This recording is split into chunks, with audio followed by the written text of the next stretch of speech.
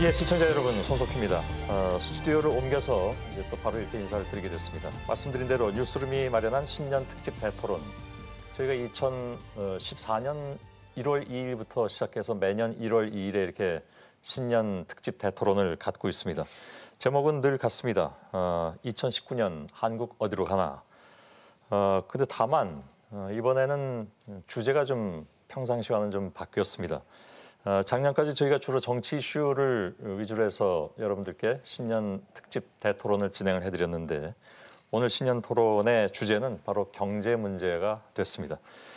작년 여름에 고용 쇼크 이후에 다른 모든 이슈를 덮어버릴 정도로 경제 이슈는 굉장히 큰 화두가 돼왔죠. 특히 이제 최저임금 문제라든가 또 특히 이제 최근 들어서는 경제 위기론까지 계속 대두가 되면서 국민들이 체감하고 있는 가장 최대 이슈가 역시 경제이고, 그래서 저희들도 오늘 신년 특집 대토론을 바로 경제 문제에 집중해서 진행하도록 하겠습니다. 오늘 나와주신 네 분의 출연자 여러분들을 한 분씩 소개해드리겠습니다. 먼저 김상조 공정거래위원장께서 나와주셨습니다. 어서 오십시오. 네, 안녕하십니까. 고맙습니다. 그 옆에 유시민 작가께서 나와주셨습니다. 안녕하십니까. 어서 오십시오. 예, 오랜만입니다. 그리고 맞은편에 신세돈 숙명여대 교수께서 나와주셨습니다. 고맙습니다. 반갑습니다. 예. 그리고 마지막으로 김용근 경총 부회장께서 나와주셨습니다. 네, 반갑습니다. 예. 김상조 위원장께서는 정부 인사가 되신 이후로는 처음 토론에 나와주셨습니다. 예, 단독 출연한 적은 있지만 토론은 처음인 예. 것 같습니다. 예. 신세돈 교수께서는 작년 9월 날짜까지 기억하고 계시던데 9월 21일에 저희들이 긴급 토론했을 때 나오셨고요. 역시 그때도 많은 시청자 여러분들께서 인상 깊게 남겨두신 패널 중에 한 분이어서 영광으로 생각합니다. 예, 오늘 다시 또 모시게 됐습니다. 김용근 경총 부회장께서는 작년 7월에 부회장으로 부임하셨고, 네네. 처음입니다. 예, 토론에는 처음입니다. 예, 그 이후에 토론은 처음 나오신 거고요. 유시민 작가께서는 사실은 지난 6년 동안의 신년 토론에 단골 손님 개근을 하셔서 그래서 금년에 워낙 정치 시사로부터 당분간 떠나 계시겠다고 했기 때문에 섭외를 안 해드릴까 하다가 유튜브 방송을 시작하신다고 해서 바로 섭외를 넣었더니 좋다 하겠다 이렇게 하셔서 오랜만에 나와주셨습니다. 안 하겠다 했다 후환이 두려워서. 예. 아무튼 썰전 이후로는 정치 시사 문제에 대해서는 다시 이제 참여를 하시게 됐는데 오늘 토론 네 분의 토론을 기대하도록 하겠습니다. 또 이곳 토론장에 많은 분들이 함께 해주고 계십니다. 한 80여 분 가까운 우리 방청객 여러분들께서 나와주셨는데 제조업 하시는 분도 계시고 또 학생분들도 계시고 자영업 하시는 분들도 계시고 하실 말씀은 굉장히 많으실 것 같습니다. 저희들이 가능하면 토론 시간에 여러분들의 의견을 안나게 앵커가 좀 있으면 올 텐데요. 안나게 앵커와 함께 여러분들의 의견을 좀 수렴해서 듣는 그런 시간도 갖도록 하겠습니다. 신년 특집 대토론 한국 어디로 가나 1분 후에 광고 1분만 여러분께 전해드리고 바로 본격적인 토론에 들어가겠습니다.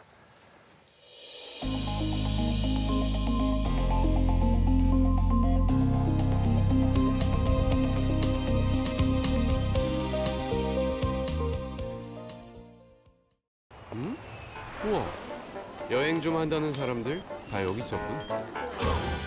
우와, 전 세계 호텔 꼼꼼히 비교해서 편하게 예약해주니까. 완전 식군. 호텔 컴바인.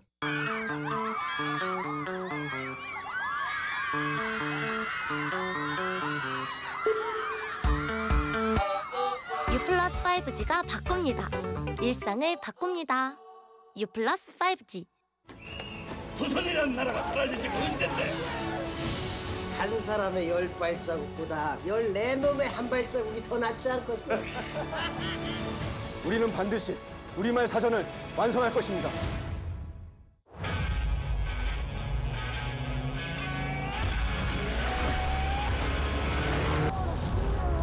The new Nissan X-Trail.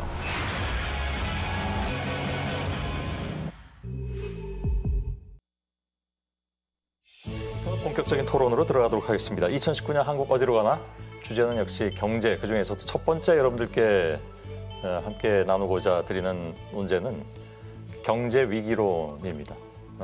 경제 위기론이라는 것이 사실 경제 위기냐, 경제 위기에 가까우냐, 아니면 아니냐, 혹은 아직 아니냐, 이것에 따라서 제가 뭐 경제학자는 아니지만 정부의 대응이 굉장히 다를 수밖에 없는 그런 상황이잖아요. 근데 특히 연말 들어서 이제 그 중에서 특히 이제 오늘도 뭐 야당 쪽에서 그런 얘기가 나왔지만 경제 위기론이 크게 이렇게 화두가 되고 있는 상황이긴 한데 그에 대해서는 좀 냉정하게 평가해야 되지 않느냐 하는 부분이 있습니다. 그래서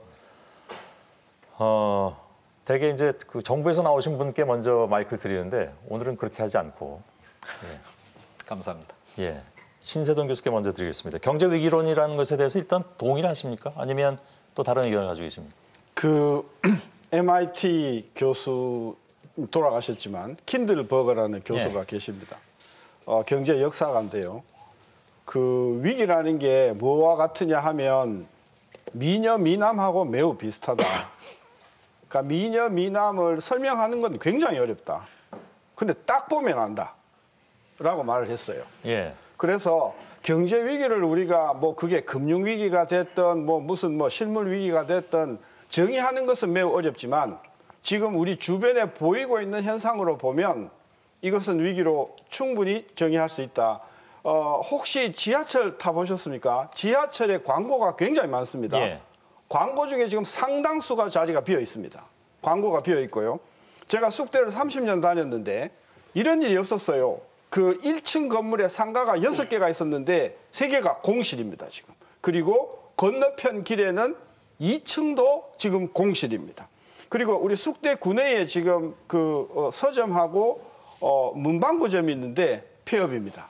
이것을 보면 상당히 저는 실물 경제가 어렵다. 예. 그런데 그 경제 성장률로 보면 2.7, 8 이렇게 나오는데 그게 위기가 아니지 않는가라고 하는 어떤 교수님 말씀이 계셨는데 그건 경제 성장률의 그 문제점 잘 모르시는 분이 하시는 말씀이고 경제 성장률에 잡히지 않은 소위 그 자영업이나 또는 아주 그 생활이 어려운 분들의 경제 활동은 지금 거의 뭐 저는 그게 가까운 상황이라고 봐서 실물 경제 위기라고 봐도 저는 충분히 수긍할 수 있는 상황입니다. 알겠습니다.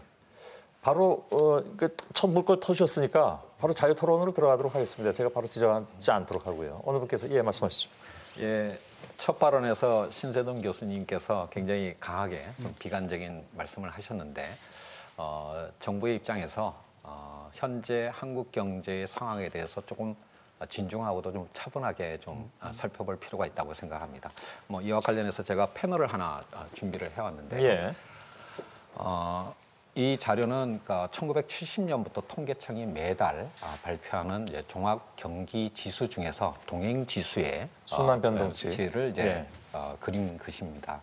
뭐 경기의 어떤 그러니까 상승 하강을 판단하는 여러 가지 지표가 있습니다만 가장 중요한 것 중에 하나인데요. 이 그림을 보시면 지난 50년 가까운 세월 동안 한국 경제가 어떻게 변해왔는가라고 하는 것을 한눈에 보실 수 있다고 생각을 하는데 최근 즉 한 2010년 이전까지 한국의 어떤 경기 변동 양상을 보게 되면 경기 상승과 하강의 변동폭이 굉장히 컸습니다. 그만큼 한국 경제가 불안했다라고 할 수도 있겠고요. 또 한편으로는 하강 이후에 급격하게 V자 반등을 하는 즉 한국 경제가 굉장히 다이내믹하게 역동적으로 성장해왔다라고 하는 것을 볼 수가 있는데 최근에 오게 되면 그 양상이 굉장히 많이 변했습니다. 특히 2011년 남유럽 재정 위기 이후를 보게 된다면 통계청이 지금까지 한 8년 동안 경기 정점과 저점을 판별하지 못할 정도로 사실 경기 변동이 굉장히 진폭이 작아진 그런 모습을 보이고 있고요. 그래프상에 좀 그게 나타나긴 하네요. 예, 그렇습니다. 이제 이것을 보면서 이 다이내믹 코리아라고 하는 과거 한국의 별명이 사라지고 한국 경제의 역동성이 없어진 것이 아닌가. 특히 철강이나 조선이나 자동차와 같은 주력 업종의 경쟁력이 흔들리고 있고 그것을 대신할 수 있는 어떤 새로운 성장 동력이 나타나고 있지 않다라고 우려하는 분들이 많습니다. 예. 그런 의미에서 한국 경제가 어렵고 또 위기라는 어떤 상시적인 표현을 쓴다면 정부의 인식도 그것과는 크게 다르지 않습니다. 그러한 의미에서 3대 축 중의 하나로서 혁신성장이라고 하는 것을 추진하고 있는 것이고요.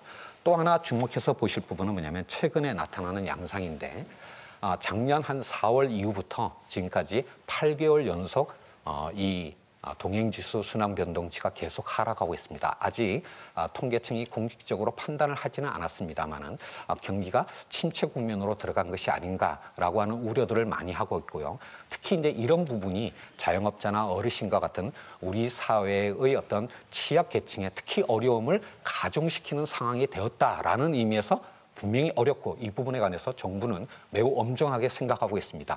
이것을 역시 또 상식적인 의미의 위기라고 생각하신다면 이 부분에 관해서도 정부의 인식이 크게 다르지는 않습니다. 다만 이런 어떤 최근의 한국 경제의 현실을 70년대의 어떤 두 차례의 어떤 석유 파동이나 또는 97년 외환위기, 2008년의 글로벌 금융위기와 같은 의미의 경제의 시스템이 붕괴된다는 의미의 좁은 의미의 경제학에서 흔히 사용하는 위기로 볼 수 있느냐라고 하는 것에 대해서는 아직까지는 좀 성급하고 조금 더 신중할 필요가 있다라고 생각을 하고 있는 것이 정부의 어떤 공식적인 입니다.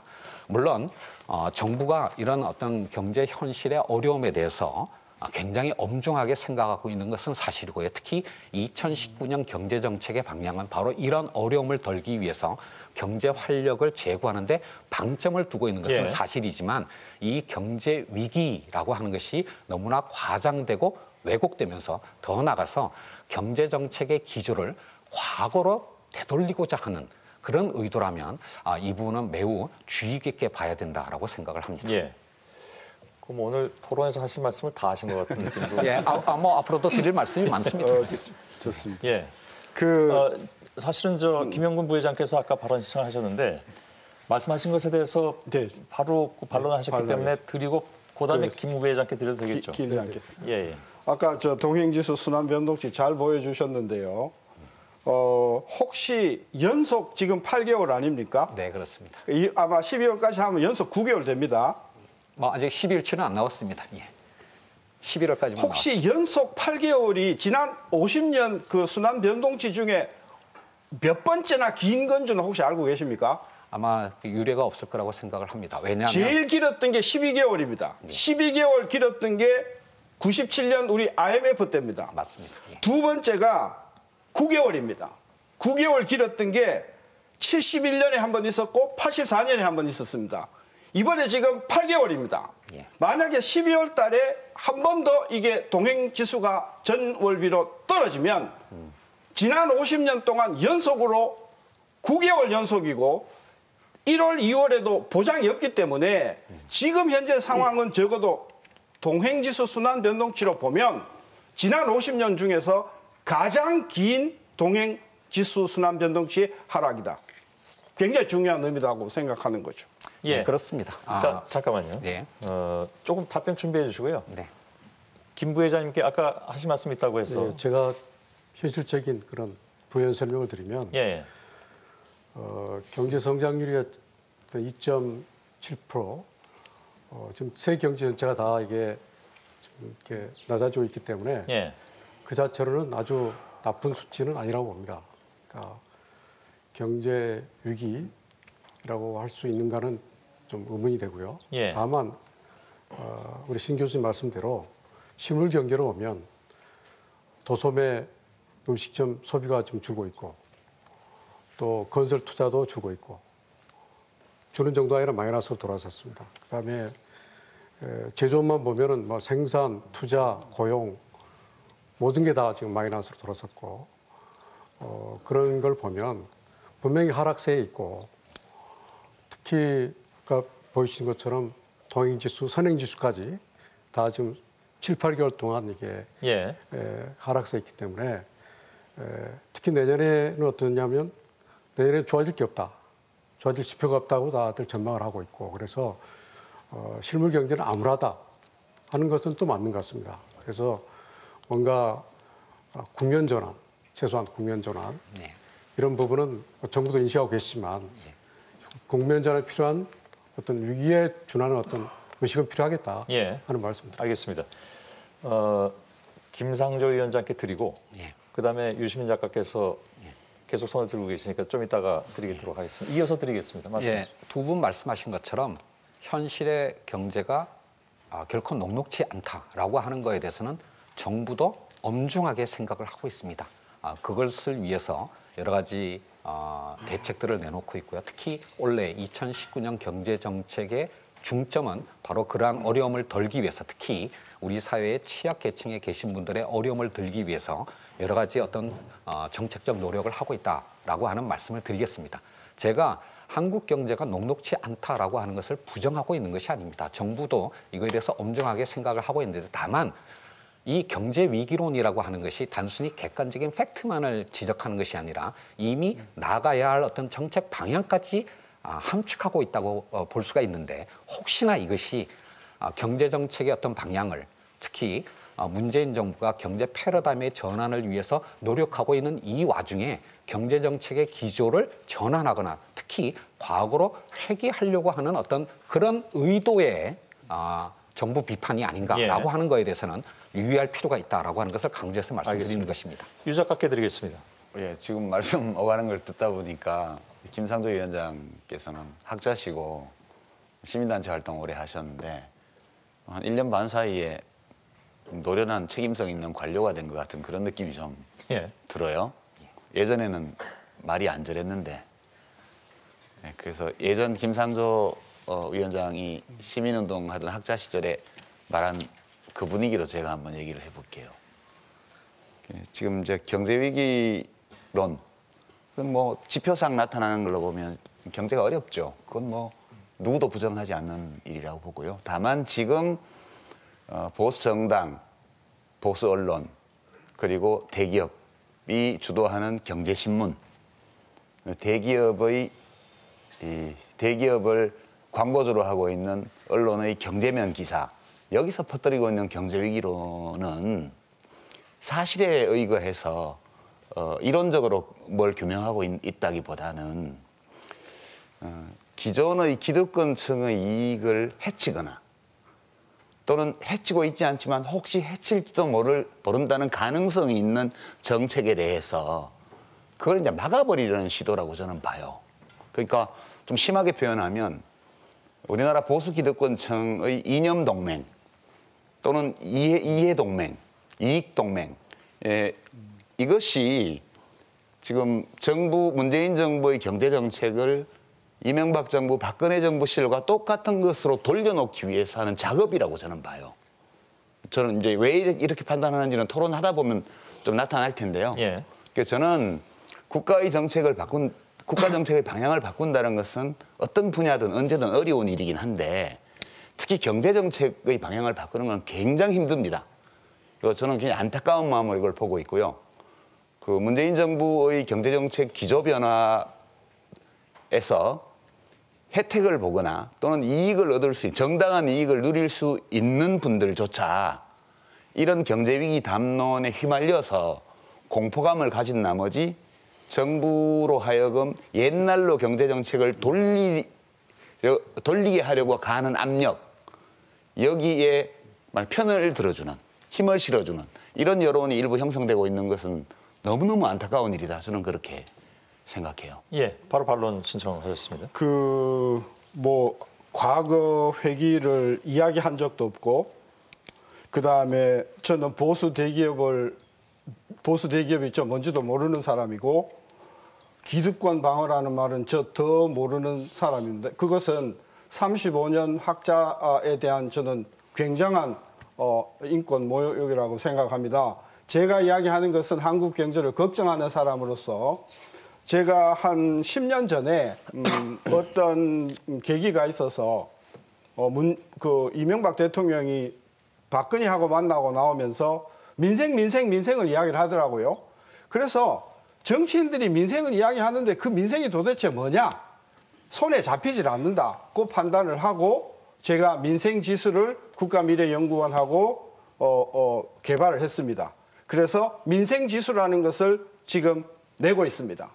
이 민생지수 안에 들어가는 것은 어떤 내용이냐면 고용률, 상용자의 비중, 실질소득 증가율, 실질 주가 이런 긍정적인 요소하고 식료품비, 교육비라든지 이런 비용의 마이너스 요인을 정확하게 50대 50에서 한 건데요. 제가 이걸 보여드리겠습니다. 이게 보여드리는데요. 이게 지금 자료는 2001년서부터 자료는 만들었지만 지금 보면 노무현 정부 때가 평균이 얼마가 나오냐 하면 101.5일이고요. 그다음에 이명박 정부 들어와 가지고는 처음에 굉장히 2008년 9년 그것 때문에 안 좋았다가 계속해서 쭉 올라가다가 후반기 들어와서 계속 내려갔고요. 박근혜 정부 들어와 가지고는 계속해서 지금 이 민생 지수가 떨어졌고 문재인 정부 들어와 가지고는 그보다 더 떨어져 가지고 가장 최근 수치가 얼마냐 하면 이 분기 자료인데요. 91.33입니다. 이것은 역대 어떤 정부보다도 민생 지수가 나쁘다는 것을 과학적으로 통계적으로 보여주는 겁니다. 제가 이걸 가지고 위기라고 하는 것이지 제가 보수 대기업이나 또는 기득권을 방해할 생각은 전혀 없고요. 그다음에 아까 우리 김상조 의원께서 과거 회기를 저 과거 회기 이야기하지 않습니다. 나중에 나오는 말씀을 보면 알겠지만 이렇게 가면 안 된다 하는 것을 우리가 보여주기 위해서 저는 이 자리에 나왔지 저는 제가 무슨 보수 대기업이나 과거 회기나 기득권 방어를 위해서 위기를 이야기한다고 하는 것은 굉장한 저는 그 왜곡이라고 생각합니다. 제가 먼저 좀 유 작가께 드려야 될 것 같습니다. 아니 우리 신 교수님께서 혹시 제가 신 교수님을 개인적으로 그렇게 공격하는 걸로 받아들이셨다면 죄송하고요. 제가 표현이 좀 잘못 전달된 것 같아요. 근데 제 말씀 취지는 바꿀 생각이 없어요. 왜냐하면 우리가 지금 시민들이 만나는 경제 뉴스를 누가 만드냐를 한번 보시면요. 대부분 경제신문의 기사더라고요. 그다음에 일반 언론의 경제면 기사, 방송 포함해가지고요.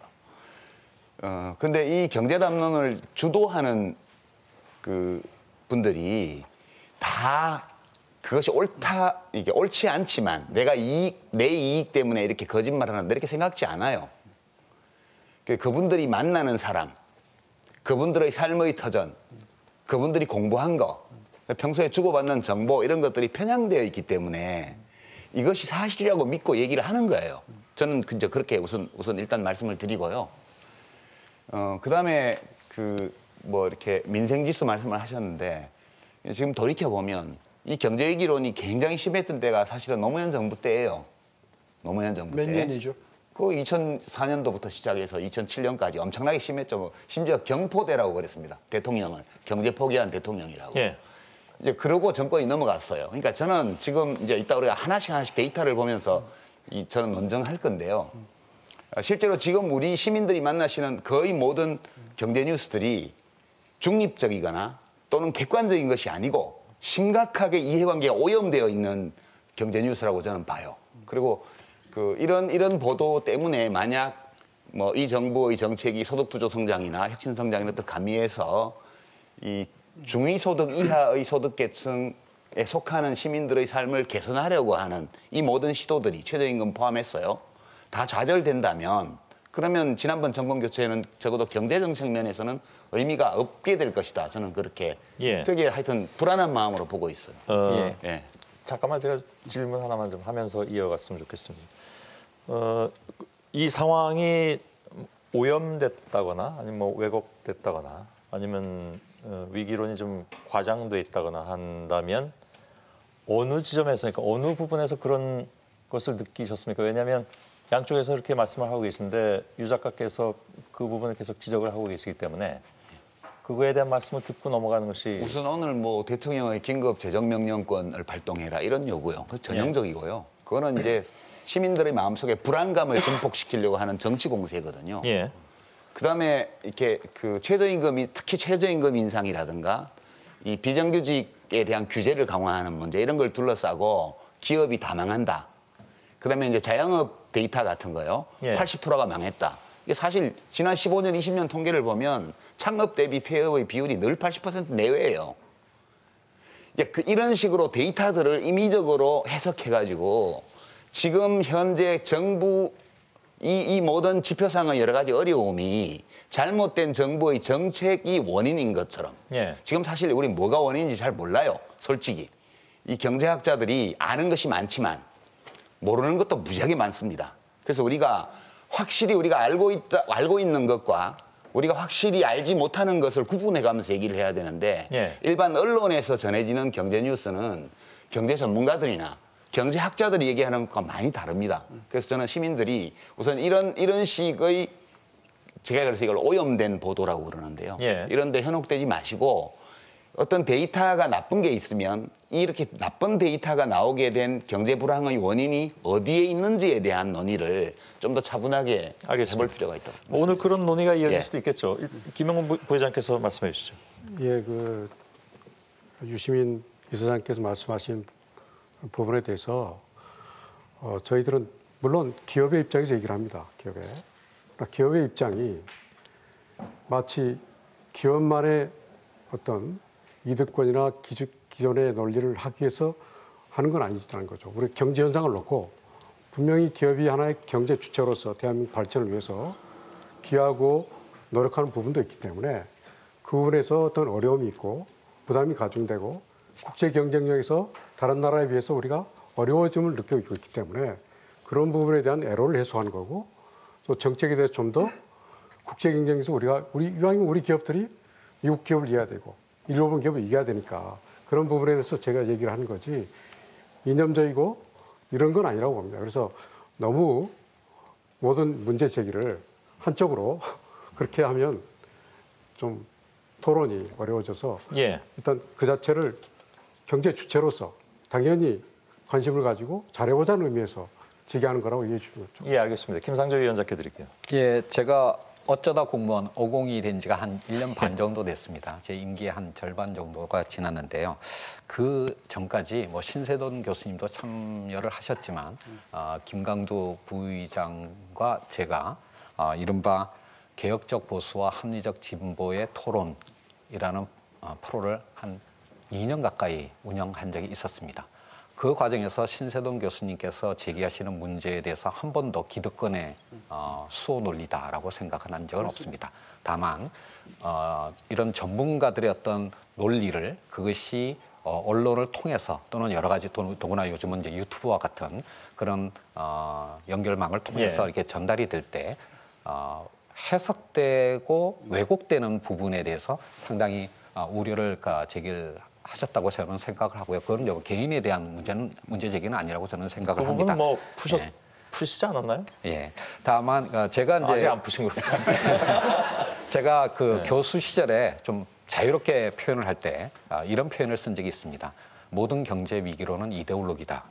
즉 뭐냐면 객관적인 팩트를 지적하는 데서 그치는 것이 아니라 경제가 어려운 여러 요인 중에서 특정한 요인을 주된 요인으로 부각을 시키고 그것이 당연히 대책도 함의를 하고 있다라는 의미에서 제가 이데올로기라고 표현을 했는데요. 그러니까 모든 경제 문제가 정치와 연결이 돼 있고 또 이데올로기라고 하는 것이 세상을 해석하는 패러다임이라고 본다면 그렇게 저는 부정적인 의미가 아니고 당연하다고 저는 생각하는데 다만 유시민 작가님께서 참여정부 시절에 그 트라우마를 자꾸 언급하시는 바와 같이 신세돈 교수님과 같은 그런 합리적인 의견을 제시하는 것조차도 그것이 대중들한테 전달될 때는 과장되고 왜곡되는 부분이 있다라고 하는 것을 그거를 좀 이해를 해 주셨으면 좋겠고 제가 그 교수 시절에 저는 그러니까 공무원들이나 기업인들을 굉장히 자주 만났습니다, 사실은. 그때 이제 기업인들이랑 공무원들께서 잘하는 것도 있는데 좀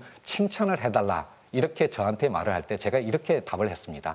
시민단체가 아무 말을 안 하고 있으면 그걸 칭찬으로 좀 생각해달라. 뭐 저는 이제 지금 제 입장이 이제 달라졌습니다만은 지금 그러니까 전문가들이나 시민단체나 언론 특히 또 국회가 정부가 하는 일을 칭찬할 거라고는 언감생심 기대는 안 합니다. 감시하고 비판하고 대안을 제시하는 것들이 그분들의 어떤 역할이니까요. 다만 정부가 하고 있는 일에 관해서 좀 더 객관적으로 좀 봐주셨으면 하는 그런 아쉬움을 갖고 있다라는 말씀을 좀 드리겠습니다. 예. 저는 평생을 객관적이라고 살아왔다고 저는 자부하는데 아니 오염됐다는 말을 전 처음 들었어요. 저는 오히려 이 패널이 굉장히 오염됐다는 느낌을 지금 제가 봤습니다. 그리고 물론 이제 우리 유 작가님이나 두 분의 말씀을 종합해서 제가 전달을 해드리자면 아마도 신 교수님이 오염됐다는 것이 아니고 신 교수께서 늘 주장하시는 지금 김상조 위원장의 표현대로 따르자면 합리적이고 공정한 의견조차도 사실은 뭐 언론도 여러 가지가 있는데요. 아무튼 언론을 통해서 혹은 뭐 요즘 또 유튜브가 많으니까 거기에서 혹시 신 교수님의 의견과는 달리 오염되는 부분들이 있지 않겠냐라는 우려였던 것 같기도 합니다. 네, 저는 적어도 전혀 오염되지 않은 사람이고요.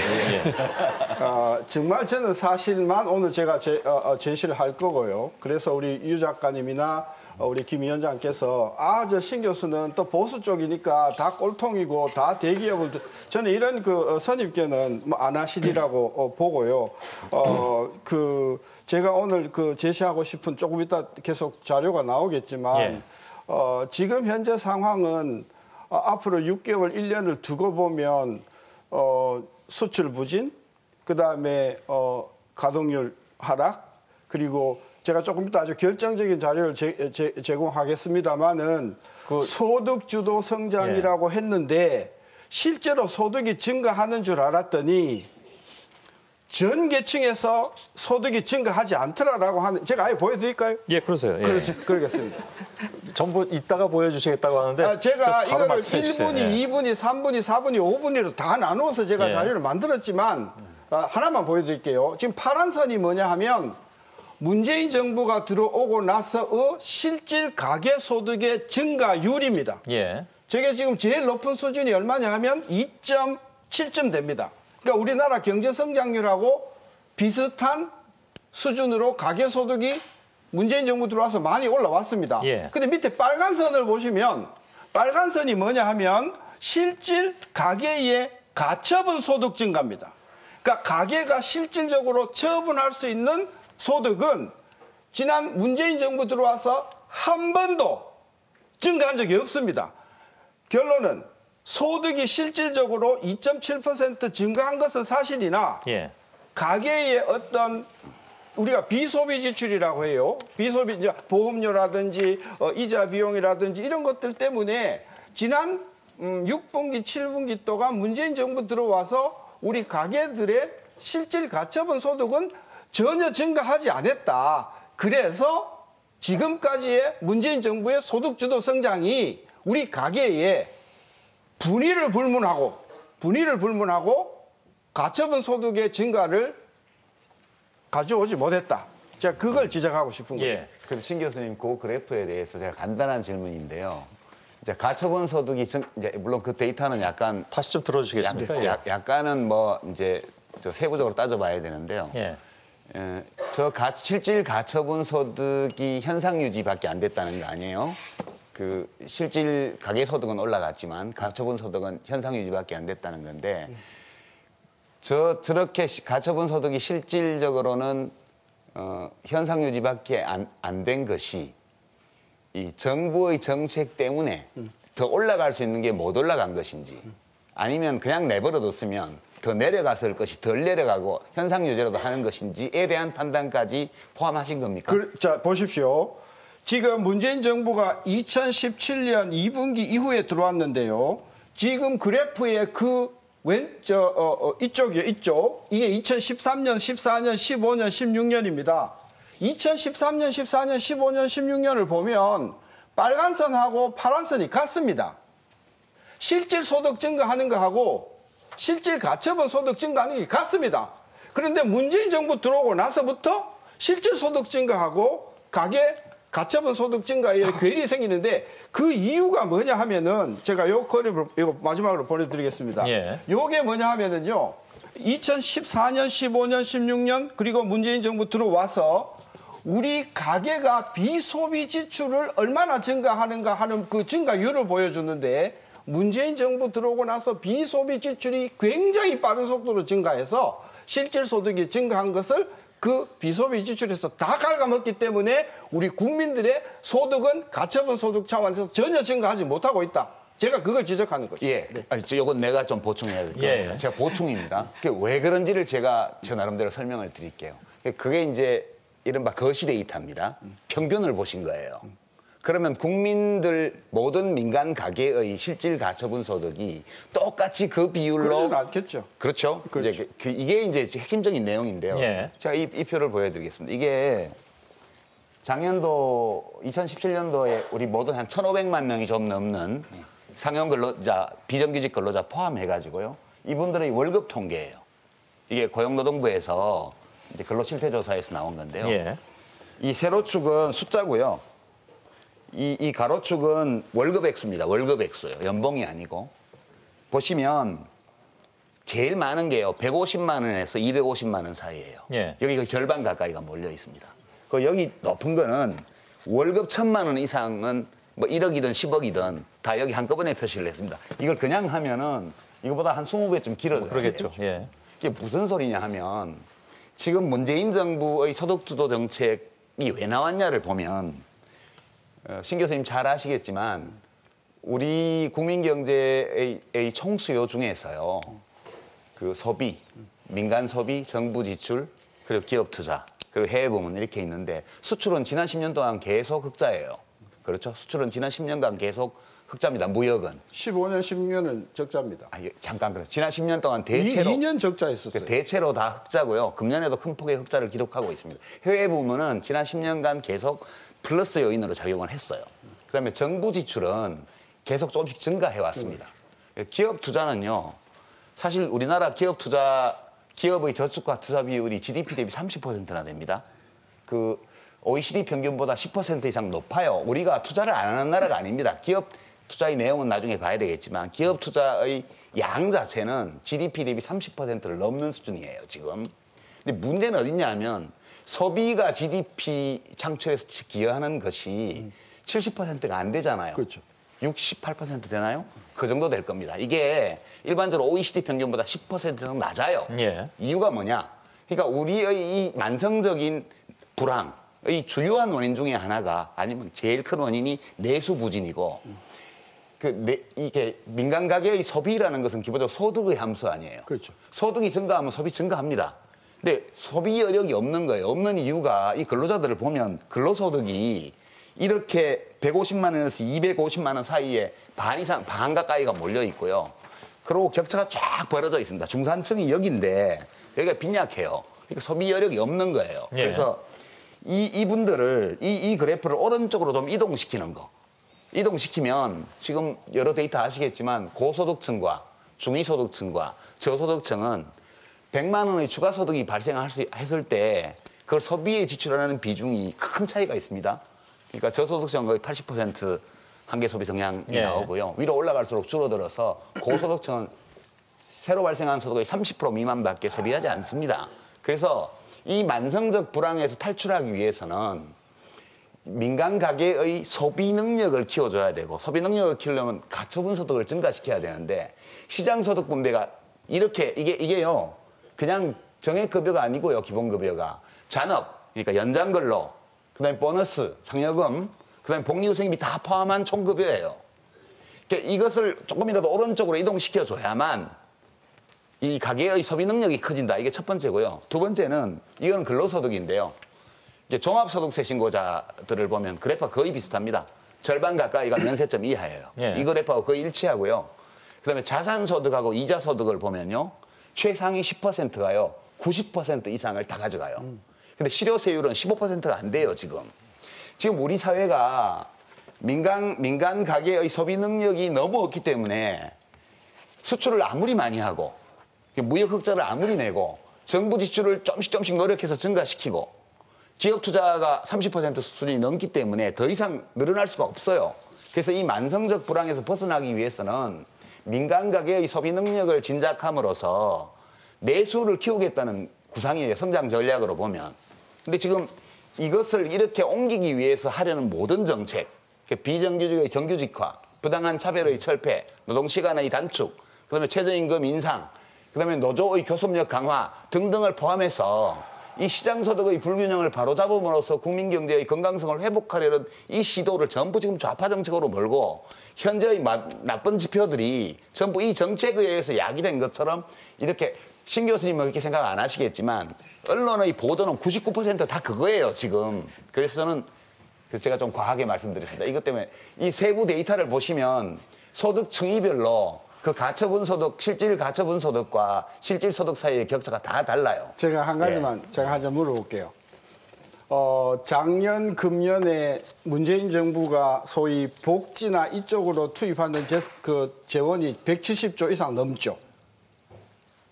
넓게 보면 그렇죠. 예, 넓게 아주 넓게. 그 중에 상당 부분이 저소득층에 대한 이전 소득으로 들어가는 거죠. 그렇죠. 그렇죠. 제가 이거 보여드릴게요. 놀라지 마십시오. 이게 지금 그림인데요. 조금 확대해 주실래요? 이게 제일 왼쪽이 1분위, 2분위, 3분위, 4분위, 5분위고 제일 마지막이 전체입니다. 근로자 외가구라는 게 있어요. 네.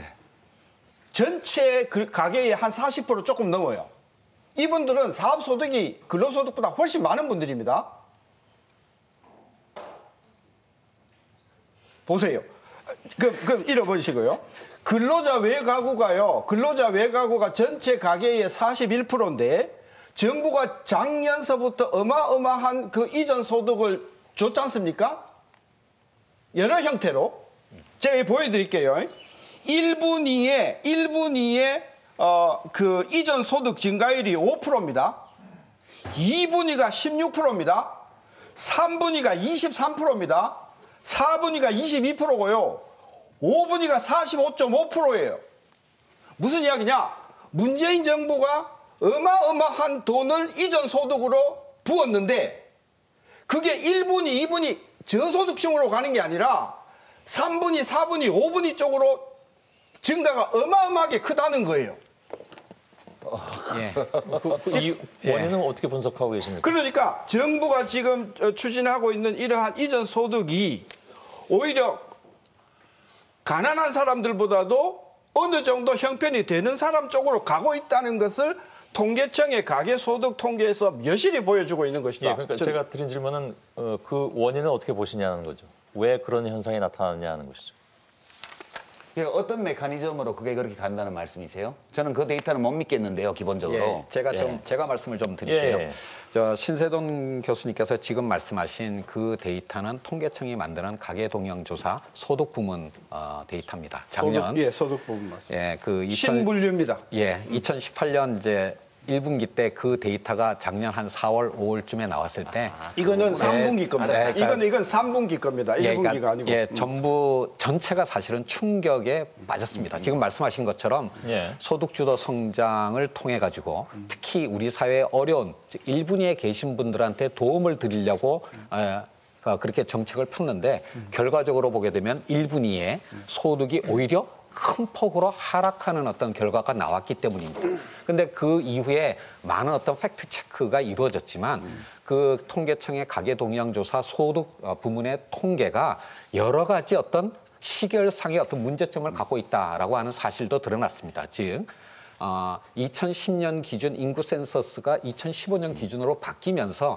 우리의 인구 구조 변화를 반영함으로써 1분위에 어르신들이나 또는 1인 가구가 아주 집중적으로 많이 배분됐고요. 특히 표본이 5,500가구에서 8,000가구로 늘어나면서 특히 그 부분이 과장돼서 나타났던 것입니다. 따라서 그때 많은 논의가 있었지만 그 데이터가 현실의 스냅샷으로 현재를 보여줄 수는 있지만 시결적으로 과거와 비교하기로는 여러 가지 문제점이 있다라는 사실들이 드러났습니다. 물론 이 통계적인 어떤 문제만으로 정부의 책임을 다 모면할 수는 없을 거라고 생각합니다.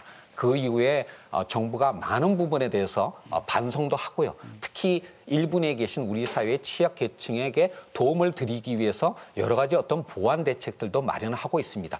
그런데 이 점을 좀 알아주셨으면 좋겠어요. 뭐냐면 지금 문재인 정부가 이제 올해 들어와서 3년 차로 들어갔다라고는 하지만 실제로 출범한 지는 한 1년 7개월 정도 됐고요.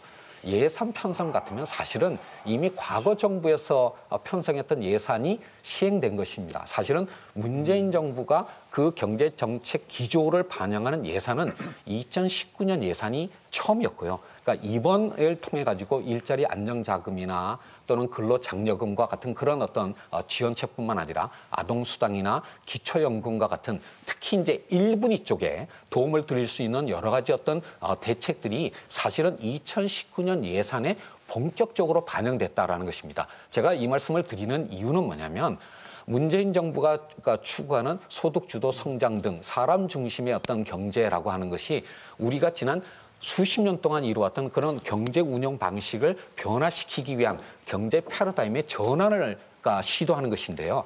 그 결과가 1년 반 만에 바로 나타나기는 어렵습니다. 물론 우리가 시장의 어떤 기대와 달랐던 부분들은 소통하고 반영하고 보완을 할 것입니다. 그렇지만 1년 반 만에 어떤 그런 결과만을 가지고 문재인 정부의 어떤 경제 정책 기조가 실패다. 특히 그 실패의 원인이 소득주도 성장에 있다. 기승전 소득주도 성장. 이렇게 가는 것은 아직도 성급하다. 아직까지는 성급하다라는 것이고요. 지금 아까 우리 그러니까 유 이 부분에 작가께서 대해서는 조금 더 좀 지켜봐 주셨으면 좋겠습니다. 그러니까 유 작가께서 이렇게 된 원인이 뭐냐고 물어보셔서 제가 한 1분 생각을 해봤는데요. 이제 비근로자 가구입니다. 예, 신 교수님 잠깐만요. 네.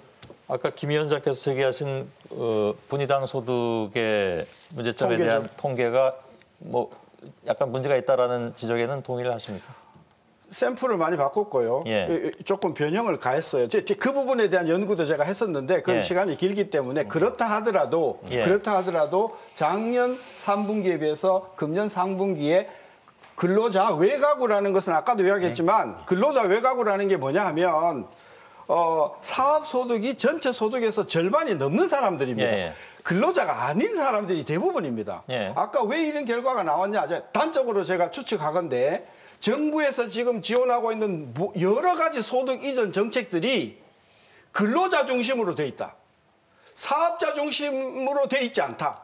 따라서 사업자 중심으로 자영업을 하는 분들은 정부가 주는 어떤 그런 혜택에서 전부 빠져 있지 않는가 하는 게 지금 제 생각이고 이 부분은 제가 좀 더 해보겠습니다만 다음 기회에 또 토론을 하시죠. 분명한 것은 비근로자 가구는 전체 소득의 50% 이상이 사업 소득에서 나오는 것이고 그다음에 근로자 가구는 거의 소득이 90%가 알겠습니다. 이거에 대해서는 이건 분명히 좀 짚고 넘어가고 싶은데요. 그러니까 이 문재인 정부의 어떤 그러니까 3대추, 특히 그중에서도 소득주도 성장이 그러니까 최저임금 정책만으로 이루어진 것은 아닙니다. 그렇죠? 근데 그 최저임금 정책은 표준적인 고용 계약 속에 들어와 있는 어떤 노동자들을 주로 대상으로 한 것인데요. 여러 가지 통계 데이터가 있지만 좋아진 부분들도 굉장히 많습니다. 상용직이 늘어난다라든지 또는 그러니까 고용원이 있는 자영업자가 늘어난다든지 또는 그런 어떤 노동자들의 임금 수준이 물론 분야별로는 차이가 있습니다만은 크게 늘어난 측면이 있습니다. 다만 지적하신 것처럼 그런 근로자 노동자가 아닌 자영업자에 대해서 정부의 정책이 아직도 제대로 스며들지 못하고 있다라고 하는 것은 비판하셨지만 정부도 알고 있습니다. 그 부분에 관해서는 엄중하게 생각하고 있고 지금 열심히 보완 대책을 만들어서 시행하려고 하고 있는 것입니다. 10초만. 아니요, 잠깐만요. 10초 안에 더 말씀하셔도 되는데요. 아까 유 작가님 발언에 대한 반론을 말씀하시려다가 제가 끼어드는 바람에 아무튼 이쪽으로 잠깐 돌아섰는데 그럼 여기에 대한 반론 10초 하시고 유 작가님에 대한 발언에 대한 반론을 하신 다음에 김영군 부회장께 드리겠습니다. 제 포인트는요. 정부의 소득주도 성장이 제가 근로소득자 중심으로 치우쳐 있다. 자영업자를 전혀 도외시하고 소외했다. 따라서 앞으로 소득주도 성장을 제대로 하려면 근로자만 대한민국 국민이 아니고 자영업자, 일용직, 그리고 임시직 이런 분들도 대한민국의 국민이다. 따라서 통계적으로 근로자 외 가구들, 근로자가 아닌 분들이 가계의 중심이 되는 그런 40% 대한민국의 소득도 혜택을 받도록 해줘라. 제가 통계를 제시한 이유는 그거다. 알겠습니다. 그러니까 우리나라의 취업자 중에서 자영업자가 23.5%를 차지하고 있습니다. 이 부분에 관해서 정부의 대책이 세심하지 못했다라고 하는 것은 정부도 인정한 바가 있습니다. 그 부분에 관해서는 지금도 열심히 보완을 하고 있고요. 이 부분에 관해서 소통을 하고 있습니다. 조금 더 지켜봐 주십시오. 김영군 부회장께 드리죠, 그럼.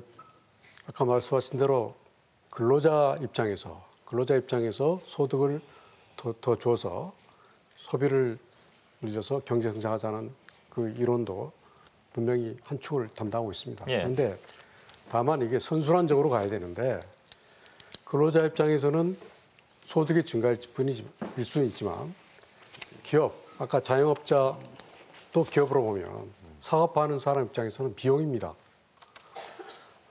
이게 여유가 있고 능력이 있고 체력이 감당한다면 얼마든지 소화할 수 있는데 문제는 경제 성장이 떨어지고 모든 게 한계 선상에 오다 보니까 부담을 주면 어떻게 합니까? 기업은 당연히 고용을 줄이죠. 그다음에 아니면 잔업을 줄이죠. 아까 말씀한 모든 그 부분에 대해서 다 줄였습니다. 왜냐하면 이기려면, 살아나려면 모든 비용을 털어내야 되지 않습니까? 그러다 보니까 전체적으로 선순환적인 게 아니라 지금 나쁜 순환 구조로 빠져 있는 겁니다. 그래서 이게 소득주 성장률이나 아닌 것 떠나서 이게 전체 구조 속에 통계적인 구조 속에서 이게 기업 활동과 근로자의 관계가 잘 정립되지 않으면 무리한 정책이 되고 그리고 기업들은 이제 생산을 다 안 하겠다. 이렇게 부담스러우면 차라리 밖으로 나가겠다. 이런 생각까지 드는 단계가 된 거죠. 그래서 알겠습니다. 좀 더 종합적으로 우리가 이렇게 하면 좋겠다. 저희들이 사실 오늘 두 가지의 이제 PT라고 하죠. 이렇게 좀 설명을 드리는 거를 안나경 앵커가 준비를 했는데 첫 번째는 사실 경제 위기론 얘기할 때 그 내용을 좀 저희가 PT로 정리했었습니다만은 여러분께서 이미 토론을 다 끝내 버리셨기 때문에 그리고 어느 사이에 지금 이제 그 고용 문제라든가 이런 얘기들로 넘어와 있습니다. 소득 문제라든가 그 관련 저희가 준비한 두 번째 흔히 얘기하는 PT를 지금부터 잠깐 좀 안나경 앵커로부터 좀 듣고 토론을 이어가겠습니다.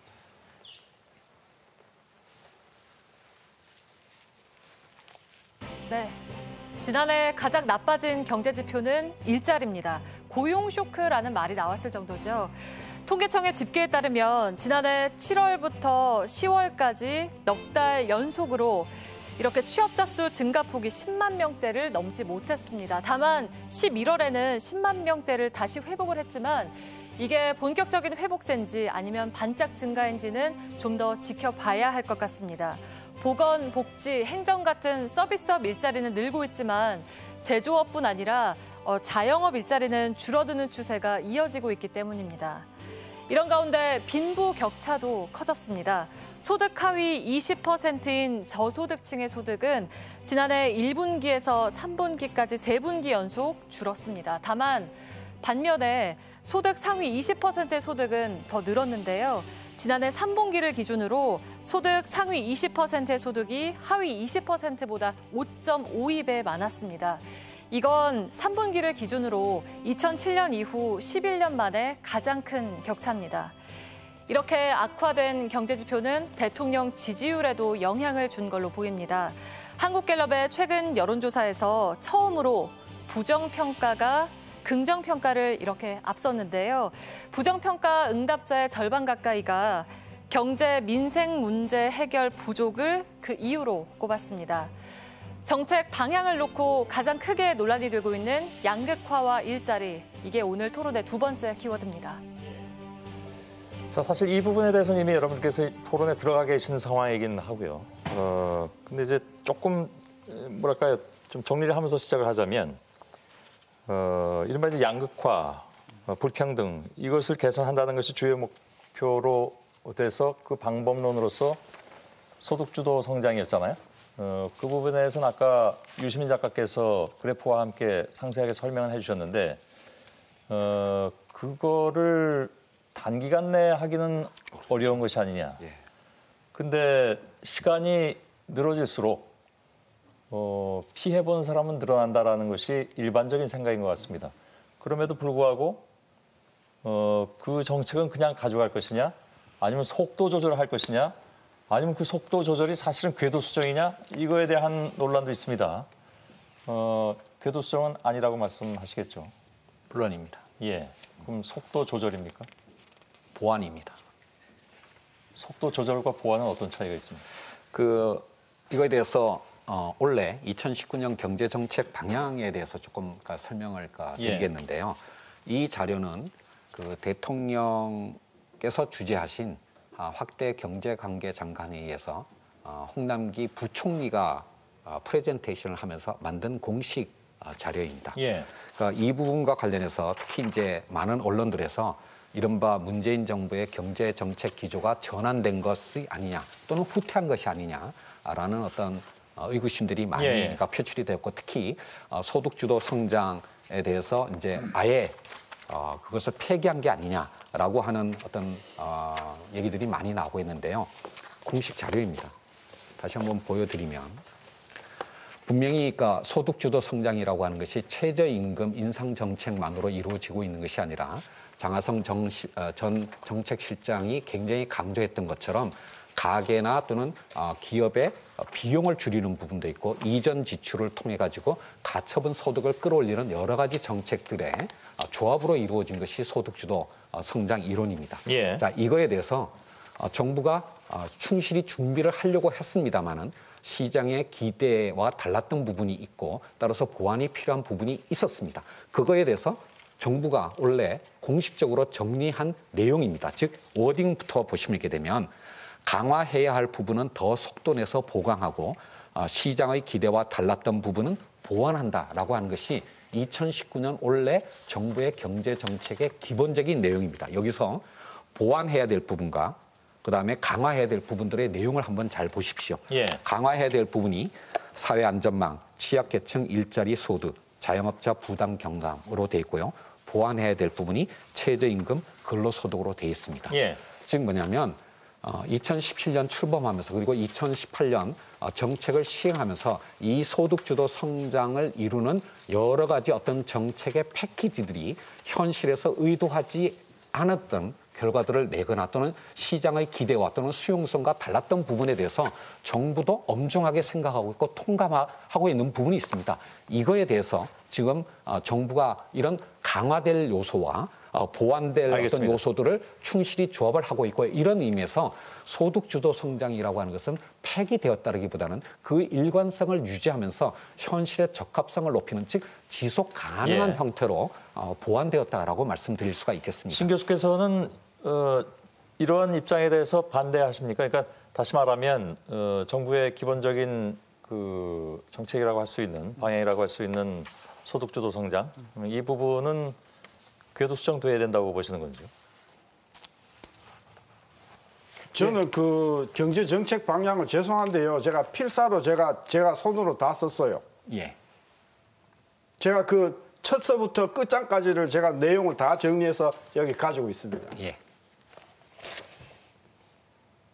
그 2019년 경제 정책 방향의 제1 꼭지가 투자 활성화입니다. 맞습니까? 예, 맞습니다. 제1항이 뭔지 아십니까? 행정 처리를 줄이겠다. 둘째가요, 민간 투자 사업의 대상을 확대하고 공공사업의 민자 추진을 적극화하겠다. 셋째가 투자 촉진의 금융 지원을 16조를 마련하겠다. 넷째가 위기 지역에 투자세 공제를 하겠다. 지역 밀착형 SOC를 조기에 착공하겠다. 공기업과 지자체의 토목 사업을 조기 착공하겠다. 국유재산의 토지개발 선도사 10곳을 지정해서 하겠다. 예비타당성의 면제 조건을 확대해서 예비타당 조사의 어떤 규제 역할을 줄이겠다. 이게 지금 투자 활성화의 제 핵심 내용 아닙니까? 네, 그렇습니다. 그죠? 예. 이거는 과거에 그 최경환 팀 때 했던 부동산과 뭐가 다릅니까? 그렇게 보십니까? 저는 이거 부동산 활성화의 다른 모양이라고 보는 겁니다. 아까 우리가 처음에 시작할 때 우리 한국 경제가 구조적으로 많은 문제를 가지고 있다. 예. 이것은 이명박 정부 때까지 거슬러 올라가는 것이다. 그로 인해서 제조업이 경쟁력을 잃고 서비스업이 경쟁력을 잃다. 우리가 문재인 정부한테 바랬던 것은 그런 제조업과 서비스업의 경쟁력 상실되는 부분을 획기적으로 개선시켜 주어서 경기를 살리는 거였는데 예. 그래서 일자리가 만들어지고 그래서 소득이 증가하는 것을 바랬는데 그거라고 하면 소득주도 성장 좋다. 근데 지금 나오는 걸 보면 또 경기가 나쁘니까 부동산을 활성화해서 SOC를 조기 착공하고 그 참여를 이것은 제가 너무 70년대부터 봐왔던 방법이라서 이거는 문재인 정부가 말은 아라고 하지만 행동은 어로 하고 있다. 저는 이거 지양돼야 된다고 생각하는 겁니다. 그러니까 문재인 정부의 경제정책 기조가 과거 정부와 다를 바가 없다라고 하는. 아니 적어도 투자 활성화 대책은 그렇다 이 말입니다. 원래 경제정책 방향이 하나로만 돼 있는 게 아닙니다. 이 4개의 요소가 있고요. 그것의 기반을 이루고 있는 것이 공정경제입니다. 이 한 장의 이 표를 만들기 위해서 경제부처의 실무자들이 많은 협의를 했고요. 경제장관들이 비공개 회의도 했고 많은 어떤 수정을 거치면서 정부의 어떤 정책 철학과 기조를 이 한 장의 표에 표현하기 위해서 정말로 고심을 많이 했습니다. 어떻게 이 중에서 하나만을 보고 문재인 정부가 과거의 어떤 정부의 경제정책 기조와 제가 그 내용을 제가 필사를 다 했다고 했지 않습니까? 저는 이게 원본을 갖고 있습니다. 2019년 상반기까지 마련하겠다. 2019년 3월까지 계획을 수립하겠다. 그런 내용이 태반이에요. 그거 하나만 있는 것이 아니라 경제 체질을 개혁하기 위한 것이 있고 미래에 대비하기 위한 혁신 성장의 내용도 들어가 있고요. 무엇보다 중요한 것은 스마트 공장 몇 개입니까? 30만 개입니다. 틀렸지 않습니까? 3만 개입니다. 죄송합니다. 예, 3만 개. 거기 재정이 얼마 투입됩니까? 아니 근데 그런 부분만으로 어떻게 그러니까 한 항목만으로 어떻게 정부의 경제 정책의 전부를 평가하시는 겁니까? 그러니까 바로 이제 이 부분인데요. 이 전체 기조에 관한 어떤 내용을 보셔야 되지 어떤 한 부분만을 보고 전체에 대한 평가를 스마트 팩토리는 굉장히 중요한 사업이라고 보는 겁니다. 예. 문재인 정부가 그거 하나만 성공을 해도 대한민국의 미래는 저는 밝다고 보는 겁니다. 예. 3만 개를 2022년까지 만든다고 했습니다. 굉장히 좋습니다. 예. 세부 계획이 하나도 없습니다. 불과 3년 전에 그게 얼마인 줄 아십니까? 3년 전에 스마트 팩토리가요 10,000개였어요. 지금 2년 만에 이게 3만 개가 된 겁니다. 그때 10,000개 만들 때 이 재정이 얼마 투입된 줄 아십니까? 1조였습니다. 한 개당 1억입니다. 한 공장에 1억을 투입해가지고 스마트 팩토리가 될 줄 아십니까? 그런 식으로 공무원들이 모여가지고 이 종이 아깝습니다.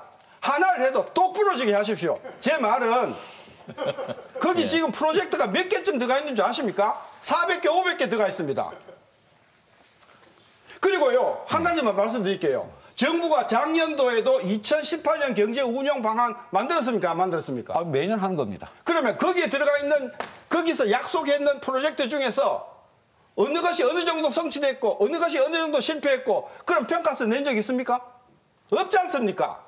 만들기만 하고, 매년 그냥 똑같은 식으로 반복하지 않습니까? 그만합시다, 그런 게. 그게 제가 아까 경제정책 운영 방향을 친절하게 가져오셨길래 그거 필사해서 정부가 무엇을 하려고 하는지 쓰고 있는 교수들이 많습니다.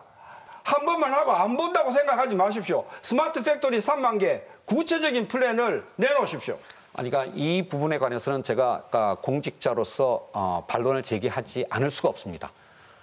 정부의 30만 개라고 하지 않았습니까? 아니, 죄송합니다. 그거는 제가 담당 부처의 기관장이 아니기 때문에 그 숫자를 제가 착각한 것입니다. 근데 공정거래위원장이 스마트 팩토리의 숫자를 정확하게 암기하지 못하고 있다고 해서 8대 선도 사업입니다. 그게. 예, 잠깐만요. 말씀 좀 듣죠. 예. 신세동 교수님. 그러니까 정부의 어떤 공무원의 일하는 어떤 스타일이 혁신되어야 한다라고 하는 지적이라면 얼마든지 받아들이겠습니다. 그런 겁니다. 예, 그렇습니다.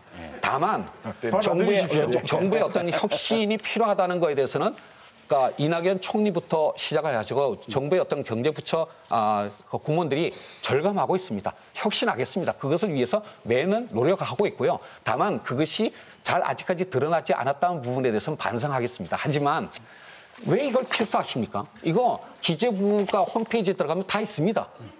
그리고 작년에 대해서 그거 왜 보여주십니까? 우리 다 알고 있습니다. 일반 국민들한테 보여드린 겁니다. 교수님한테 보여드린 것이 아니라. 그리고 이 부분에 관해서 이것을 만들기 위해서 공무원들이 관성적으로 한 부분이 분명히 있을 겁니다. 그렇지만 과거의 어떤 경제 정책 방향과 달라지기 위해서 그걸 노력하기 위해서 열심히 노력하고 있습니다. 대통령을 비롯해서 국무총리까지 모든 장관들이 요즘 가장 강조하는 단어가 있습니다. 그건 뭐냐면 속도, 체감, 성과입니다. 즉 뭐냐면 속도감 있게 국민들께서 체감할 수 있는 성과를 만들어낸다고 하고 있습니다. 오늘까 2019년 시무식을 했지만 1년 전에 이미 대통령과 국무총리께서 이렇게 지적하셨습니다.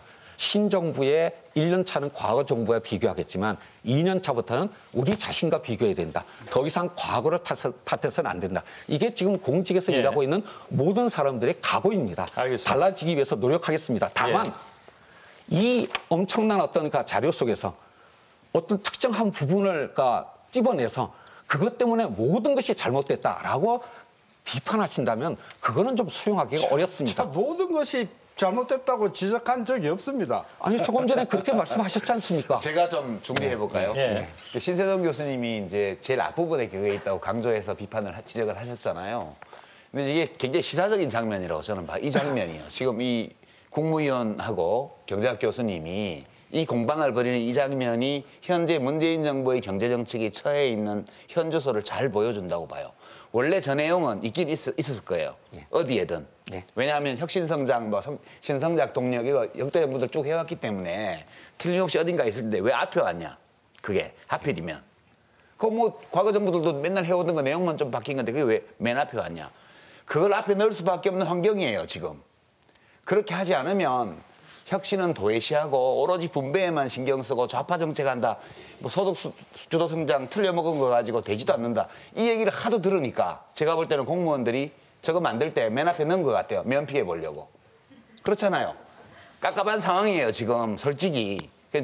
저는 뭐 신세동 교수님 지적하신 것처럼 그런 거 잘 받아들이셔서 정부에서는 책임성 있게 하시면 돼요. 예. 근데 문제는 그렇게 간단치 않다는 거예요. 제가 이 데이터들을 보면 무지무지 어렵겠구나, 이게. 경제정책의 기조와 방향을 바꾼다 하더라도 이것이 효과를 내기에는 엄청난 시간이 걸릴 수밖에 없겠구나라는 그런 좀 어두운 전망을 저는 해요. 몇 개 데이터를 보면 쉽지 않은 게 우선 첫 번째, 투자 진작 한다는데요. 지금 기업 투자가 유발하는 기업의 투자가 유발하는 일자리가 몇 개냐 이걸 보면 지금 제가 2000년하고 비교할게요. 2014년하고요. 최근 통계가 아직 없어가지고 10억 원을 기업이 투자를 하면 2000년도에는 23명 정도 일자리가 생겼어요. 2014년에는 13명. 반토막 났죠. 수출로 먹고 살았습니다, 우리가. 수출 기업이 경제를 주도했는데요. 10억 원을 수출하면 2000년도에는 약 20명 가까이 고용 일자리가 생겼어요. 2014년에는 8명밖에 안 돼요. 그러니까 이 지금 현재 우리가 처해 있는 이 일자리의 위기라는 것은 어떤 특정한 하나의 정책 혹은 뭐 전임 정부 뭐 누구 이런 잘못이 아니고 구조적으로 이게 지금 진행되고 있는 거예요. 수출 중심의 대기업 중심의 경제를 몇십 년 끌고 왔는데 이 지표가 이렇게 떨어지기 때문에 과거처럼 고도 성장을 하지 않는 한은 이 일자리가 안 생기는 거예요. 이 첫 번째 데이터고요. 두 번째는요. 우리 김 부회장님께서 이거에 대해서 나중에 한번 말씀해 주시면 좋겠는데 우리가 국민들이 열심히 일을 해서 기업들이 열심히 활동해서 국민 소득을 올리면 나눠지잖아요. 누가 가져가냐를 보면요. 누가 가져가느냐. 이게 1992년도에는 민간 가계가 69% 가까이 가져갔습니다. 근데 2016년, 재작년, 아직 작년 통계가 안 나왔더라고요. 2016년에는 얼마 가져가느냐? 56% 가져갑니다. 그러니까 퍼센티지로요. 퍼센티지로 이게 13%포인트가 줄은 거예요. 그렇죠. 그럼 지금 1,700조 원이면 GDP가 13%면 얼마예요? 200조 원이 넘잖아요. 그만큼 이 비율을 유지했더라면 민간 가계가 소비를 할 수 있는 돈을 확보할 수 있던 게 그만 없어진 거고요. 정부 지출은 1992년도에 19% 살짝 넘었던 게 지금 23%좀 와 있습니다. 2% 증가했어요. 아니 19%, 4%요. 예. 근데 기업은 어떻게 되냐면 기업은 12.6% 가져가던 게 지금 20.6%, 8%포인트 올라갔습니다. 이게 지금 기업의 사내 유보로 다 들어가는 건데요. 수백 조씩이요. 해마다요. 그러니까 문제는 우리 경제가 이렇게 꾸준히 성장하다가 위기도 맞고 이렇게 오는 과정에서 지난 한 20년, 25년 동안에 가계와 민간 가계와 기업과 정부가 나눠 가지는 몫이 이렇게 큰 변화를 겪은 거예요. 이게 지금 계속해서 기업 몫이 커지고 있는 추세이기 때문에 이 추세를 스톱시키지 않으면 민간 가계의 소득이 올라간다는 건 원천적으로 거의 불가능에 가깝다. 저는 두 번째 이렇게 말씀드리고요. 세 번째는요. 아까도 제가 데이터를 보여드렸지만 전체 이 가계 소득이 줄어들었는데 이 중에서도 최상위 10%, 10분위가 전체 가계 소득의 50% 이상을 지금 점유하고 있어요. 근로소득은 40% 가까이 가져가고요. 자산소득과 이자소득은 95% 가져갑니다, 지금. 실효세율은 종합소득세하고 근로소득세는 37% 정도 되고요. 그 다음에 이자소득세하고 배당소득에 대해서는 실효세율이 14%예요. 그러니까 지금 제가 우리 대한민국을 지옥이라고 생각하지는 않습니다. 그렇지만 이렇게 경제가 발전하는 과정에서 기업은 성장하고 수출도 늘어나지만 일자리는 과거보다 훨씬 반밖에 안 생기고요. 그다음에 전체적으로 국민 생산 중에서 기업이 차지하는 사내유보 몫이 엄청나게 커져갔고요. 그리고 민간 가게 안에서는 격차가 이렇게 벌어져가지고 그러니까 지표상 성장률이 3% 가까이 가면 나쁘지는 않아요. OECD 국가로서는. 근데 왜 시민들이 이렇게 살기가 팍팍하고 느끼냐 하면 우리 내부의 소득 분배가 이렇게 돼 있기 때문에 못 헤어나는 거예요. 그래서 저는 이 와중에 문제는 이걸 바로잡아 보려고 하는데 하도 공격을 받으니까 성장에는 신경도 안 쓴다. 그러니까 저 경제운용 계획의 맨 앞에 과거 정부들 늘 해오던 거하고 별 차이 없는 투자 촉진, 규제 완화 뭐 이런 것들이 앞에 들어가 있는 거예요. 그래서 저는 불안해요. 이대로 더 가면 진짜 과거 정부로 돌아갈 것 같다. 알겠습니다. 잠깐만요. 질문은 제가 좀 잠깐만 드리겠습니다. 사실 아까 처음에 신 교수께 제가 이번 정부의 어떤 소득주도 성장 정책의 기본 방향이 그럼 바뀌어야 되느냐라고 질문을 드렸는데 그 이후에 갑자기 3만 개, 30만 개가 나와가지고 뭐 서로 이제 차고가 있기도 했었겠죠. 아무튼 뭐 지적은 해주셨는데 저의 질문에 대한 답은 아직 안 주셔서 짤막하게 뭐 답변을 해주시고 그다음에 다시 반론 듣고 난 다음에 사실 저희가 1분 동안 광고도 내야 되는데 일단 말씀해 주세요. 2018년 경제정책 운용 방향이라는 보고서가 있습니다. 조장현 겁니다. 제1절이 뭐냐? 일자리 주도 일자리를 통한 소득 주도 성장입니다. 거기 제1꼭지가 뭔지 아십니까? 뭐냐면요. 해외 나간 기업 유턴 촉진이 그게 작년도 정책, 경제정책 일자리 중심 소득 주도 성장의 제1꼭지였어요. 제가 그거 보고 이런 정책이면 필패다. 그런데 금년이 되니까 조금 나아질까 봤는데 똑같은 지금 식으로 아까 이야기했지 않습니까? 뭐 어느 기업에 그 건물을 못 짓는 것을 규제를 빨리 풀어줘가지고 뭐 짓도록 한다. 근데 이런 걸 보고 저는 문재인 대통령이 큰 꿈을 꾸시는 정책은 맞을지 모른다. 그런데 지금 정부가 하고 있는 이런 정책 방향으로는 방법론은 아니다. 이런 걸로는 이거는 과거에 박근혜 정부나 이명박 정부나 노무현 정부나 거슬러 올라가면 똑같은 것들을 돌려받게 하는 것이다. 그래서 다시 질문을 드리겠습니다. 아직 답이 안 나오셨기 때문에. 이런 식으로는 아니다. 그럼 어떤 식이 맞다고 보십니까? 정부가 정책을 그렇게 아까 400개, 500개를 늘어놓을 것이 아니라 제일 중요한 프라이오리티를 주고 거기에 집중적으로 자원을 투입하고 1절서부터 마지막 절까지 액션 플랜을 구체적으로 세우는 그런 계획으로 정책 운영 많이 해야 된다. 알겠습니다. 그러면 정책 자체를 바꿀 수는 없을 것이다 이렇게 보시고 투자 활성화 맞다. 투자 활성화 맞는데 신세동 교수님의 문제 제기에 대해서 제가 답변을 좀 드리겠는데요. 한 세기 전에 20세기의 가장 위대한 경제학자라고는 존 메이나드 케인스가 일반 이론을 쓸 때 그 서문에다 이렇게 썼습니다.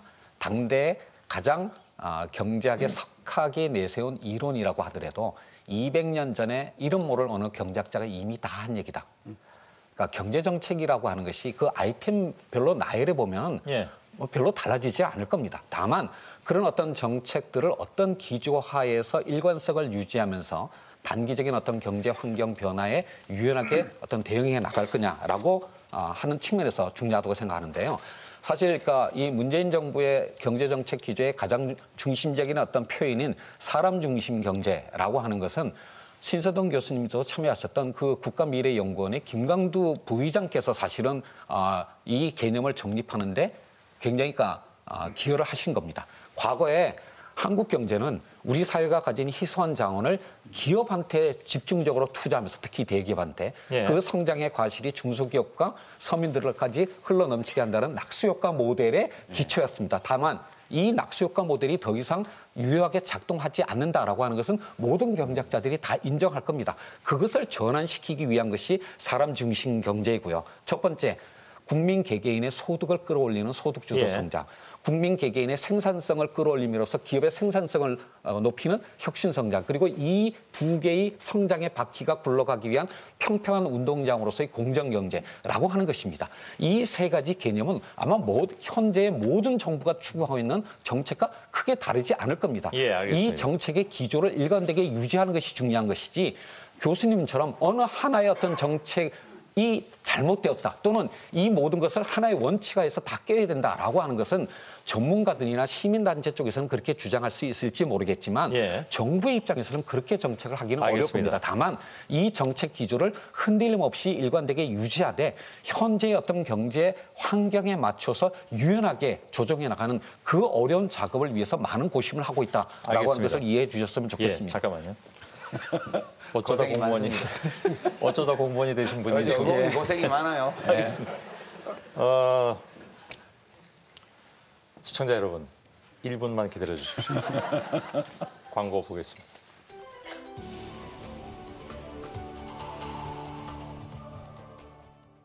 우리 아빠는 지구를 지켜요. 미세먼지를 줄이고 북극곰을 구해준대.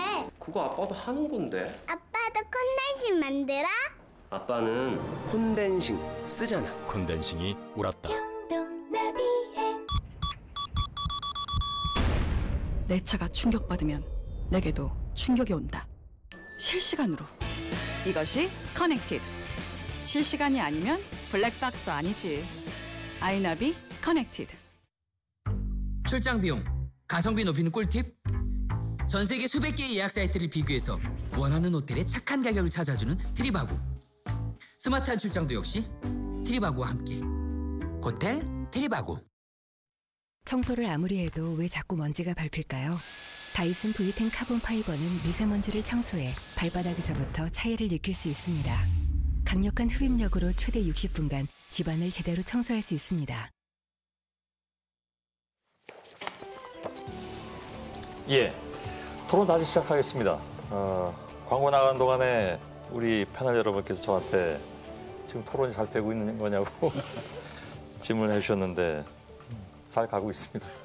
예, 뭐 여기서 뭐 합의를 이루거나 어떤 결론 내기는 어렵지만 늘 토론이 그렇죠. 뭐 근데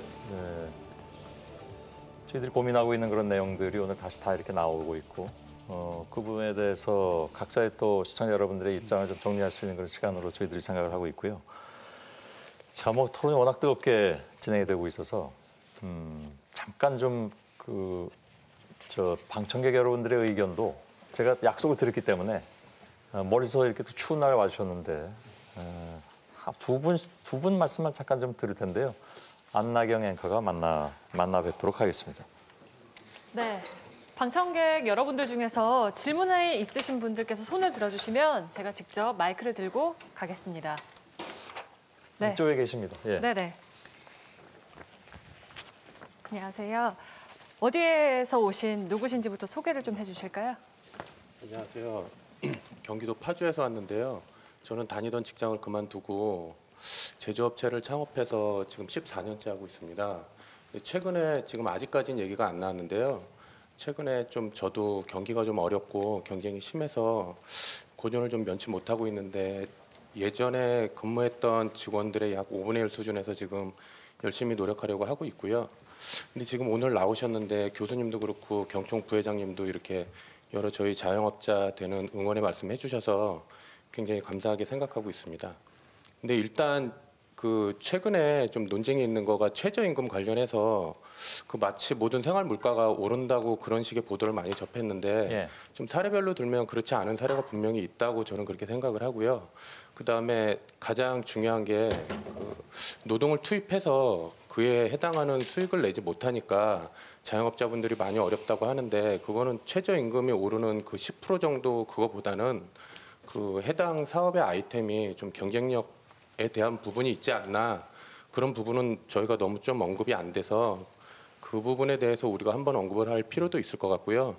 그다음 이 자리에서 가장 하고 싶은 얘기는 마치 지금 자영업자들이 일정 소득을 일으키고 근로자나 그런 사람들한테 소득을 떼어주는 그런 식의 표현이 많이 돼서 그런 부분으로 자영업이 어렵고 뭐 직원을 그만두게 하고 폐업을 한다 뭐 그런 식의 얘기를 하는데 저를 포함한 많은 자영업자 이렇게 같이 일을 하는 친구들에 대해서는 저희가 같은 목표를 이렇게 성과를 만들고 그 성과를 나누는 그런 동료이고 저희 같이 일하는 그런 같이 한 공간에 그렇게 그렇게 어려움을 같이 하는 존재이지 그들과 경쟁하고 그렇게 나누는 존재가 아니게 인식을 하고 있는 자영업자가 있다는 거 분명히 말씀드리고 싶고요. 알겠습니다. 네, 그 정도로 좀 정리하죠. 네, 미안합니다. 또 안나경 앵커. 네. 그러면 혹시 무슨 답변을 듣고 싶으신 건지. 근데 그 경총 부회장님한테 한번 질문 드려보고 싶은데 많은 자영업자들이 연일 생계를 이유로 이렇게 최저임금과 관련해서 운영이 어렵다고들 하잖아요. 근데 받는 사람 입장에서 생각을 해보면 제가 봐서는 과연 그 오른 금액으로 이 생존을 할 수 있는지 받는 사람 입장에서는 생사가 걸린 문제가 아닌가 그렇게 한편으로 생각해 볼 수도 있는데 그런 분들한테는 어떻게 양해를 구할 수 있는지 답변을 좀 들어보고 싶습니다. 말씀해 주시겠어요? 갑자기 질문을 받으셨는데 평소 생각하신 대로 말씀하실 최저임금의 이슈를 아예 가져 나오셨군요. 위로 좀 올려주시면요. 두 가지입니다.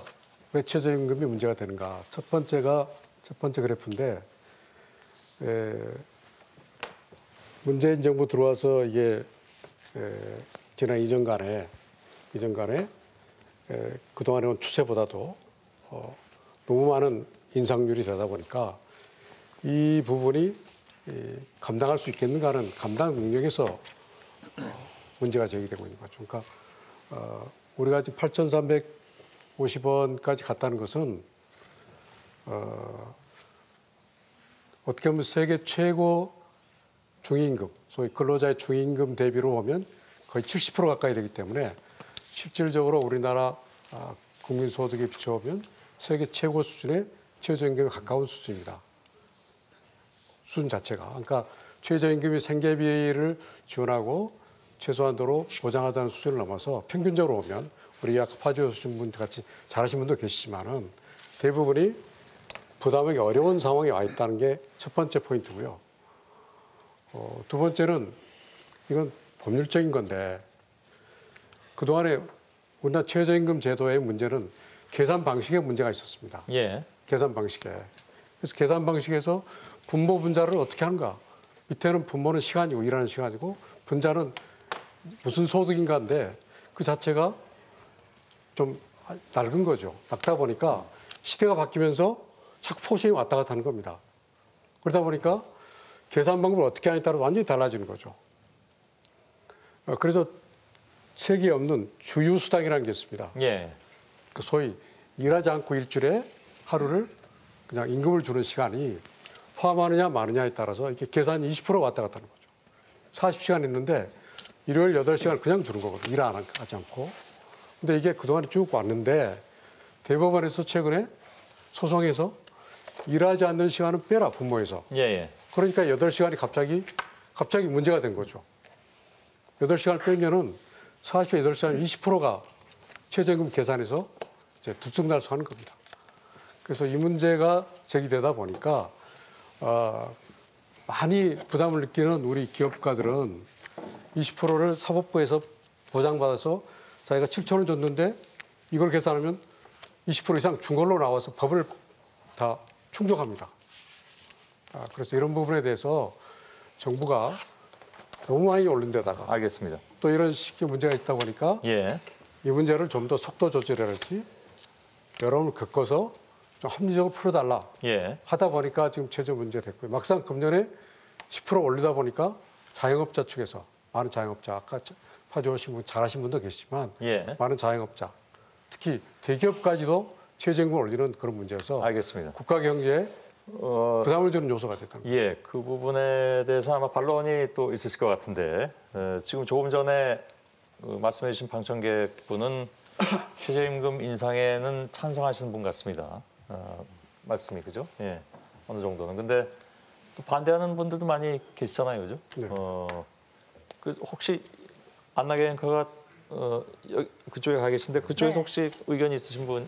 두 번째로 말씀을 해주실 분 옆에 제가 미리 와 있는데요. 부탁드리자면 좀 짧게. 소개를 좀 먼저 해주시고.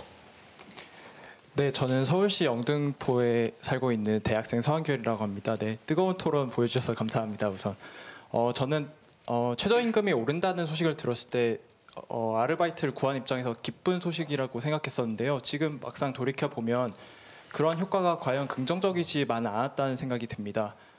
제가 체감했던 변화들에는 크게 3가지 정도가 있는데요. 우선 대학생들이 일자리를 구할 때 조금 오래 일하고 싶어도 그러지 못하는 경우가 많아졌다는 것입니다. 아까 주휴수당을 얘기해 주셨는데요.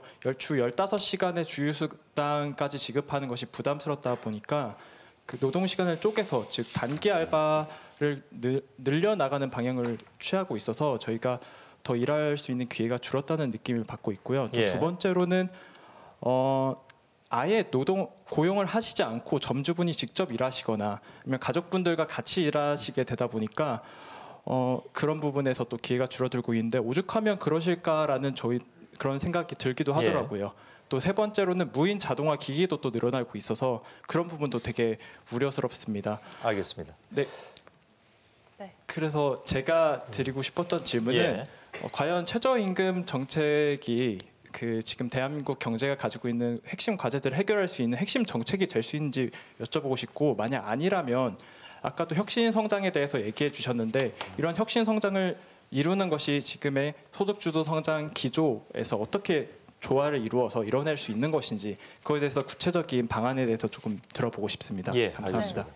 어느 분께 답변을 좀 들어볼까요? 아무래도 네. 공정학 위원. 제가 답변을 드리겠습니다. 배경 설명으로 2015년 말에 노동연구원이 최저임금에 관한 국제 컨퍼런스를 개최한 적이 있었습니다. 이때 로버트 라이시라고 미국의 버클리 대학의 관련 분야의 세계적인 석학이고 또 클린턴 행정부의 4년 동안 노동부 장관을 하셨던 분이 오셔가지고 특히 이분이 LA 지역에서 시간당 15달러의 최저임금 인상 운동을 기획하시는 분이라서 이에 대한 어떤 관심이 굉장히 높았었고 당연히 한국 상황에 대한 질문도 했었는데 답변이 매우 실망스러웠어요. 첫 번째가 뭐냐면 나 한국 잘 모른다라고부터 시작을 했고 두 번째는 자신이 LA 지역에서 시간당 15달러의 최저임금 인상을 추진할 때 이거의 어떤 후유증을 크게 걱정하지 않은 이유는 미국의 어떤 노동시장뿐만 아니라 자본도 매우 모빌리티, 유연성이 높기 때문에 그 충격을 흡수할 수 있을 거다 이렇게 답변을 했습니다. 그것을 돌이켜본다면 한국은 그 로버트 라이시 교수가 생각했던 LA 지역의 상황과는 굉장히 다른 부분이 있었고요. 특히 우리나라 취업자 중에 4분의 1, 23.5%가 자영업자인 현실에서 본다면 그리고 우리나라의 어떤 이 고용 구조가 굉장히 경직적인 어떤 상황이다라고 본다면 그러니까 최저임금의 인상이 시장의 기대와 달랐던 부분이 분명히 있었을 거라고 생각하고 그 부분이 자영업에 굉장히 예기치 않았던 충격을 준 부분이 분명히 있을 거라고 생각하고요. 이 부분에 관해서 작년도 그랬지만 올해 와서도 정부에서는 일자리 안정자금이나 또는 그러니까 두루누리 사업을 통한 여러 가지 어떤 사회보험료의 어떤 지원 그리고 근로장려금 등의 직접적인 어떤 지원을 위해서만도 9조 원의 예산을 평가했고 자영업의 어떤 혁신 성장을 위한 그런 부분에 관해서 여러 대책들을 내세웠습니다. 이렇게 말씀드리면 또 신세동 교수님께서는 옛날에 다 했던 거 재탕하는 거 아니냐라고 말씀드리겠지만 예견하지 마시고요. 그런 어떤 그러니까 정책 아이템들을 어떻게 일관성 있게 집행하는 거냐라고 하는 것이 중요하다라는 점을 좀 이해를 해주시고 조금 더 지켜주셨으면 좋겠습니다. 자, 제가 그 위원장님께서는 이제 자영업자들의 어려움은 다 이해하는데. 이 최저임금 산식 자체가 30년, 50년 되다 보니까 이게 분모는 분자에 기본급만 넣습니다. 기본급. 그러니까 많은 기업들이 상여급이 많은 기업들이 기본급에 못 넣고 기본급이 작다 보니까 이제 현대자동차 같이 세계 6천만 원 임금이 되는데도 기본급이 적다 보니까 최저임금의 단속 기준이 걸리는 겁니다. 그러다 보니까 그 많은 기업들도 최저임금 적용 대상이 되는 그러니까 이건 자영업자 문제만 아니고 대한민국 전체의 임금 체계에 관한 문제여서 이건 좀 종합적으로 다루어서 합리적으로 분명히 할 건 국가적 과제로 저는 분명히 이걸 다뤄줘야 한다. 그 부분은 사실은 뭐 보도도 많이 된 내용이긴 합니다. 유 작가께 드릴게요. 최저임금 문제는 저는 우리 김 부회장님 말씀이 이제 법제적으로 보면 일리 있는 말씀이라고 봐요. 이게 법률적인 측면이 있고 경제적인 측면이 있어요. 이 최저임금 문제는 법률적으로 보면 원래 그 주 6일 노동 혹은 막 심지어 주 7일 노동 이렇게 막 그 휴일이 없이 노동 조건이 아주 열악했던 그 옛날에 한 50몇 년 전에 어떻게든 노동자들이 좀이라도 쉬게 해주려고 만든 제도가 주휴수당이거든요. 그러니까 뭐 하루 일 안 해도 일한 걸로 쳐줘라. 근데 그 뒤에 최저임금 제도가 도입이 되면서 사실 명확한 법 규정 없이 행정 해석으로 그 주휴수당을 지급하는 주휴 시간까지 포함해서 그 최저임금을 산정하도록 그렇게 해왔거든요. 경로 의존적으로. 지금 보면 이제 법제적인 면에서는 이 임금 시스템이 되게 낡은 제도니까 사실은 주휴수당을 없애도 된다고 봐요. 저는 이제 주휴수당 자체를 없애는 게 좋다고 봐요. 일한 시간만큼 돈을 받는 거죠. 그 대신 경제적인 면에서는 이 최저임금이 무슨 경제 논리로 정한 액수가 아니잖아요.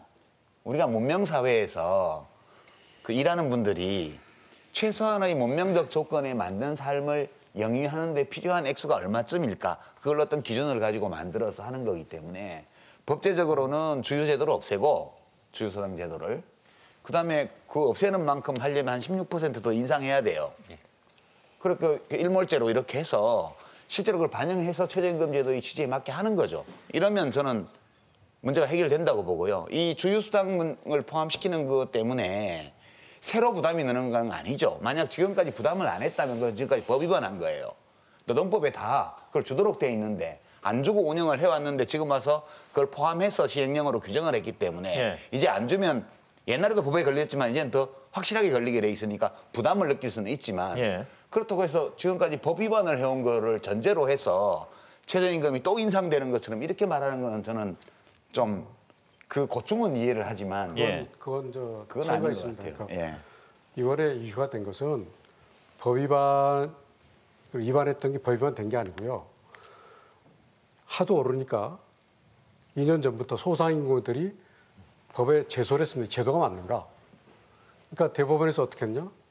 지금까지 아무 이의 없이 따라왔죠. 법을 지켜왔습니다. 그런데 대법원에서 8시간, 분모 8시간 일하지 않은 시간이 있다 빼고 계산하라. 그래서 모아둔 기업들이 법 단속에서 노동부가 내린 단속에 벗어났습니다. 그러니까 기업들이 뭐냐면 이제는 대법원 판결에 따라서 우리가 20% 정도 높게 산정되는구나. 그래서 법적으로 받은 권리로서 인식했던 거죠. 뭐 위반하자는 뜻이 아니고요. 그런데 이제 생각이 다르신 것 같은데 이게 이제 바로 시행령이라는 법이 아니고 노동부가 자체 시행령이라는 정부 내에서 그냥 옛날 제도로 가니까 시대가 바뀌었고 또 대법원 판결은 새로운 상황 변화가 생겼는데 이걸 과거 30년 그대로 한다는 그 이유만 가지고 하다 보니까 당연히 기업체에서는 이의를 제기하고 다시 한번 봐달라고 하는 거죠. 말씀하시죠. 그다음에 신 교수께 드리겠습니다. 아마 젊은 친구들께서는 이제 많이 아시겠지만 손흥민 같은 영국의 이제 프리미어 리그의 선수들이 계약을 할 때 주급 얼마다 이렇게 계약한다라고 하는 것을 뉴스에서 많이 보셨을 겁니다. 미국에서는 주급이 사실은 굉장히 일반화되어 있습니다. 우리나라는 노동자의 90%가 월급을 받습니다. 사실 임금 체계라고 하는 것은 나라마다 시대마다 굉장히 다른데요. 그러니까 월급을 기본으로 하는 우리나라의 임금 체계에서 사실 주휴수당은 현실적으로 그렇게 문제가 된 적이 많지가 않았습니다. 1953년 근로기준법을 만든 이래로 지금까지 계속 법정 주휴수당은 규정이 돼 있었고요. 1988년 최저임금법이 시행된 이래로 지금까지 30년 동안 사실은 209시간, 즉 법정 주휴시간 8시간을 포함해서 209시간을 기준으로 최저임금을 정하고 그걸 월급으로 환산하는 것을 지금까지 해왔습니다. 이거에 대해서 제가 사실 제기에서는 지금까지 문제 제기한 적이 없었습니다. 특히 작년 2016년에 최저임금법을 개정을 할 때도 법을 개정할 때도 209시간을 기준으로 했고요. 7월 달에 최저임금을 고시할 때도 거기 명시적으로 나와 있습니다. 209시간을 기준으로 한다. 이게 우리의 현장에서의 관행이었고요. 더 나아가서 구직을 관련된 인터넷을 그러니까 워크넷을 운영할 때의 기준이라든지 외국인 노동자의 고용 조건을 정한다든지 일자리 안정자금을 지원하거나 정부 재정에 의한 직접적인 일자리 사업을 할 때 이 모든 것들을 다 209시간을 기준으로 지금까지 해왔습니다. 더 나아가서 노동 현장에서뿐만이 아니라 민주화 운동에 대한 보상금을 지급할 때도 그렇고 재난특별지역의 보상금을 지원할 때도 다 209시간 기준을 사용했습니다. 이게 우리의 일반적인 관행이었습니다. 다만 최근에 와서 이제 최저임금이 많이 오르다 보니까 소상공인 측에서 이거에 대한 문제 제기를 했고 대법원에서는 통상임금을 시급으로 전환할 때의 근로기준법에는 이미 시행령이 개정이 되었는데 최저임금법의 시행령은 아직도 개정이 되지 않았고 행정지침이나 행정 해석만으로 해온 것은 물리적으로 안 맞다라고 해서 대법원 판결이 나왔기 때문에 이것을 현실에 맞게 이번에 최저임금법의 시행령을 개정한 것입니다. 다만 제가 마무리하겠습니다. 이 상황에서 지금 유시민 작가께서 말씀하신 것처럼 그런 어떤 주유수단과 관련한 현재 어떤 상황에 맞게 그걸 법제적으로 개선할 필요가 있다라고 한다면 개정할 수도 있습니다. 그건 국회에서 해야 되는데 다만 이 209시간을 기준으로 하느냐라고 하는 것은 우리의 일상생활에 너무나 광범위하게 확립된 관행이기 때문에 이것을 오직 최저임금 그 부담 때문이라는 요인 때문에 개정을 한다면 심지어는 대통령의 긴급재정명령 행태로 개정한다면 그것이 가져오는 사회적 혼란은 굉장히 커질 것이고요. 경제적 비용도 커질 것입니다. 알겠습니다. 원래 어차피 최저임금 위원회 구성과 관련해서 여러 가지 법제적인 논의가 있을 테니까 그거에 대해서 어떤 경산의회와 같은 사회적 대화기구에서 의견을 모으고 국회에서 합리적인 기준을 마련하는 쪽으로 가야 될 겁니다. 이것을 해주시죠. 지금 이 순간에서 대통령 긴급재정명령 형식으로 알겠습니다. 개정하라라고 하는 것은 너무 과한 요구라고 생각합니다. 저희가 대통령께서 그렇게 제정하시는 게 아니고요. 지난 8월 달까지 저희가 이유 제기한 적이 없습니다. 말씀하신 대로. 다 알고 계셨지 8월 이후에 대법원 판례가 나왔거든요. 판결 8월 이후에. 그리고 8월 이후에 시행령이 나왔거든요. 노동부가 시행령 개정안을 안 내놨으면 아무 이유가 없었습니다. 그냥 법하고 같을 텐데 시행령을 내놓고 그걸 법에서 174라고 했는데 대법원에서 그걸 200%로 고집하니까 우리는 114라는 새로운 시대에 새로운 판결이 나왔는데 이걸 그냥 간다. 그래서 저희가 중요한 문제로 제기를 하는 거죠. 알겠습니다. 신 교수께 드리겠습니다. 그 근로기준법 55조에 있는 그 주 15시간 이상 일한 사람에 대해서 하루 또는 이상의 주휴를 줘라. 그리고 그 관로 안에 주휴 수당을 줘야 된다라고 하는 법이 있습니다. 그것은 저는 복지 차원에서 만들었던 거라고 생각합니다. 따라서 저는 유시민 작가의 의견에 전적으로 동의합니다. 없어도 좋다. 근데 아마 못 없앨 겁니다. 어쨌든 못 없앨 건데 지금가 만약에 없애게 되면 최저임금이 16.7% 삭감되는 효과가 나옵니다. 현실적으로 불가능한 일입니다. 저는 그것은 원래 근로기준법 55조를 도입할 때 복지 성격이기 때문에 저는 그것은 근로시간이 저는 아니다고 해석을 합니다. 아까 외국에 주급이 많다고 했는데요. 주급은 5일 기준입니다. 토요일, 일요일을 일하는 걸로 전제를 하고 주급을 하는 게 아닙니다. 주는 일주일이지만 5일 일하는 것을 전제로 하기 때문에 주급에는 주휴라는 개념이 없다. 그 말씀 드리고. 그렇죠. 꼭 그렇지는 않습니다. 논리적으로 따지면 그렇죠. 알겠습니다. 그리고 마지막으로 지금 이 문제가 된 것은 작년에 20몇 프로죠? 16.4%. 네, 그리고 금년에 10.9% 너무 많이 오르기 때문에 자영업이나 기업에서 부담이 많이 생겨서 하는 문제니까 저는 그 부분에서 인상률이 절충이 되면 주휴수당 문제도 저는 적절히 절충될 수 있는 저는 여지가 있다고 봅니다. 제가 한 말씀만 좀 드리겠습니다. 미리 좀 말씀드리겠는데 지금 한 5분 이내로 남았고요. 시간이 그렇게 됐네. 굉장히 빨리 갔습니다. 그리고 오늘 저희 한 끼 줍쇼도 봐야 되기 때문에 제가 조금 작년에 16.4% 그리고 올해 10.9% 최저임금이 인상된 거에 관해서 분명히 시장의 기대와 달랐던 부분이 있다면 보완하겠다라고 정부가 공식적으로 밝혔고요. 사실은 작년에 대통령께서 당신의 공약, 즉 3년 내에 최저임금 10,000원을 하겠다는 것을 지킬 수 없게 되었다라고 국민들한테 사과까지 하셨습니다. 이게 3년이 아니라 4년으로 간다면 남은 2년 동안의 최저임금 인상률은 과거 정부의 인상률 수준에 머물 거고요. 5년으로 간다면 과거 정부의 최저임금 인상률보다도 낮아질 겁니다. 분명히 지금 현실의 어떤 시장의 수용력을 감안해서 분명히 보완을 하고 있는 것이고요. 더 나아가서 올해 6월 달에 최저임금, 내년도에 최저임금을 결정하기 이전에 최저임금위원회의 어떤 구성이나 결정 방식에 관해서도 경사노위를 통해 가지고 국회 입법적 조치가 있을 거라고 생각합니다. 시장에서 받아들이기 어려운 부분이 있다면 정부가 고집하기 어렵습니다. 예. 그런 부분에 관해서 다시 한번 말씀드리지만 경청하고 소통하고 그리고 보완하겠습니다. 알겠습니다. 유 작가께 드리죠. 저는 이제 경청에서 좀 따뜻하게 안아주시면 좋을 것 같아요. 물론 법제적으로 약간의 마찰도 있고 또 굉장히 빠르게 최저임금 인상된 데 따른 경영 압박이나 이런 느끼는 기업들도 많이 있을 거예요. 그리고 이제 연봉 5천 되는 근로자들도 적용받는다 이런 것들은 사실은 그거는 임금 체계가 그 통상임금을 줄이기 위해 가지고 이상한 식으로 만들어놔서 그런 거고요. 그거는 노사 간에 잘 협의하면 되리라고 보고요. 저는 제일 중요한 게 그 최저임금 인상으로 영향을 받는 노동자가 500만 명 이상이라는 거 아니에요? 그리고 제가 최근에 어떤 신문에 보도를 보니까 최저임금이 너무 많이 올라서 30년 함께 일해온 직원을 눈물을 머금고 해고했다. 이런 기사를 봤는데 제가 눈물이 나더라고요.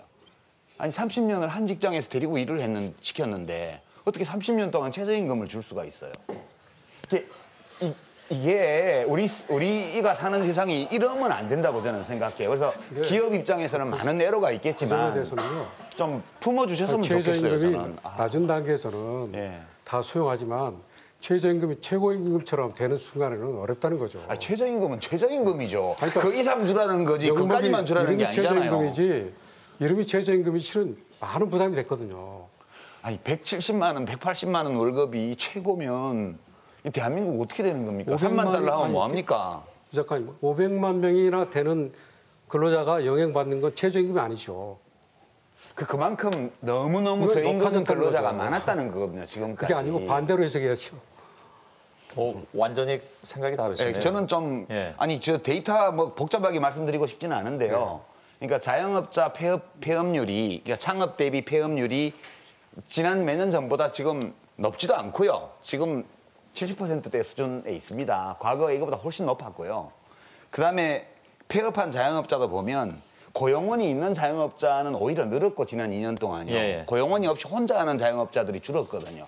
이 원인은 또 신 교수님 잘 아실 겁니다. 어떤 한 서너 가지 원인이 있는데 그래서 저는 돈 더 내라 주라 그러면 좋아할 기업이 없겠죠.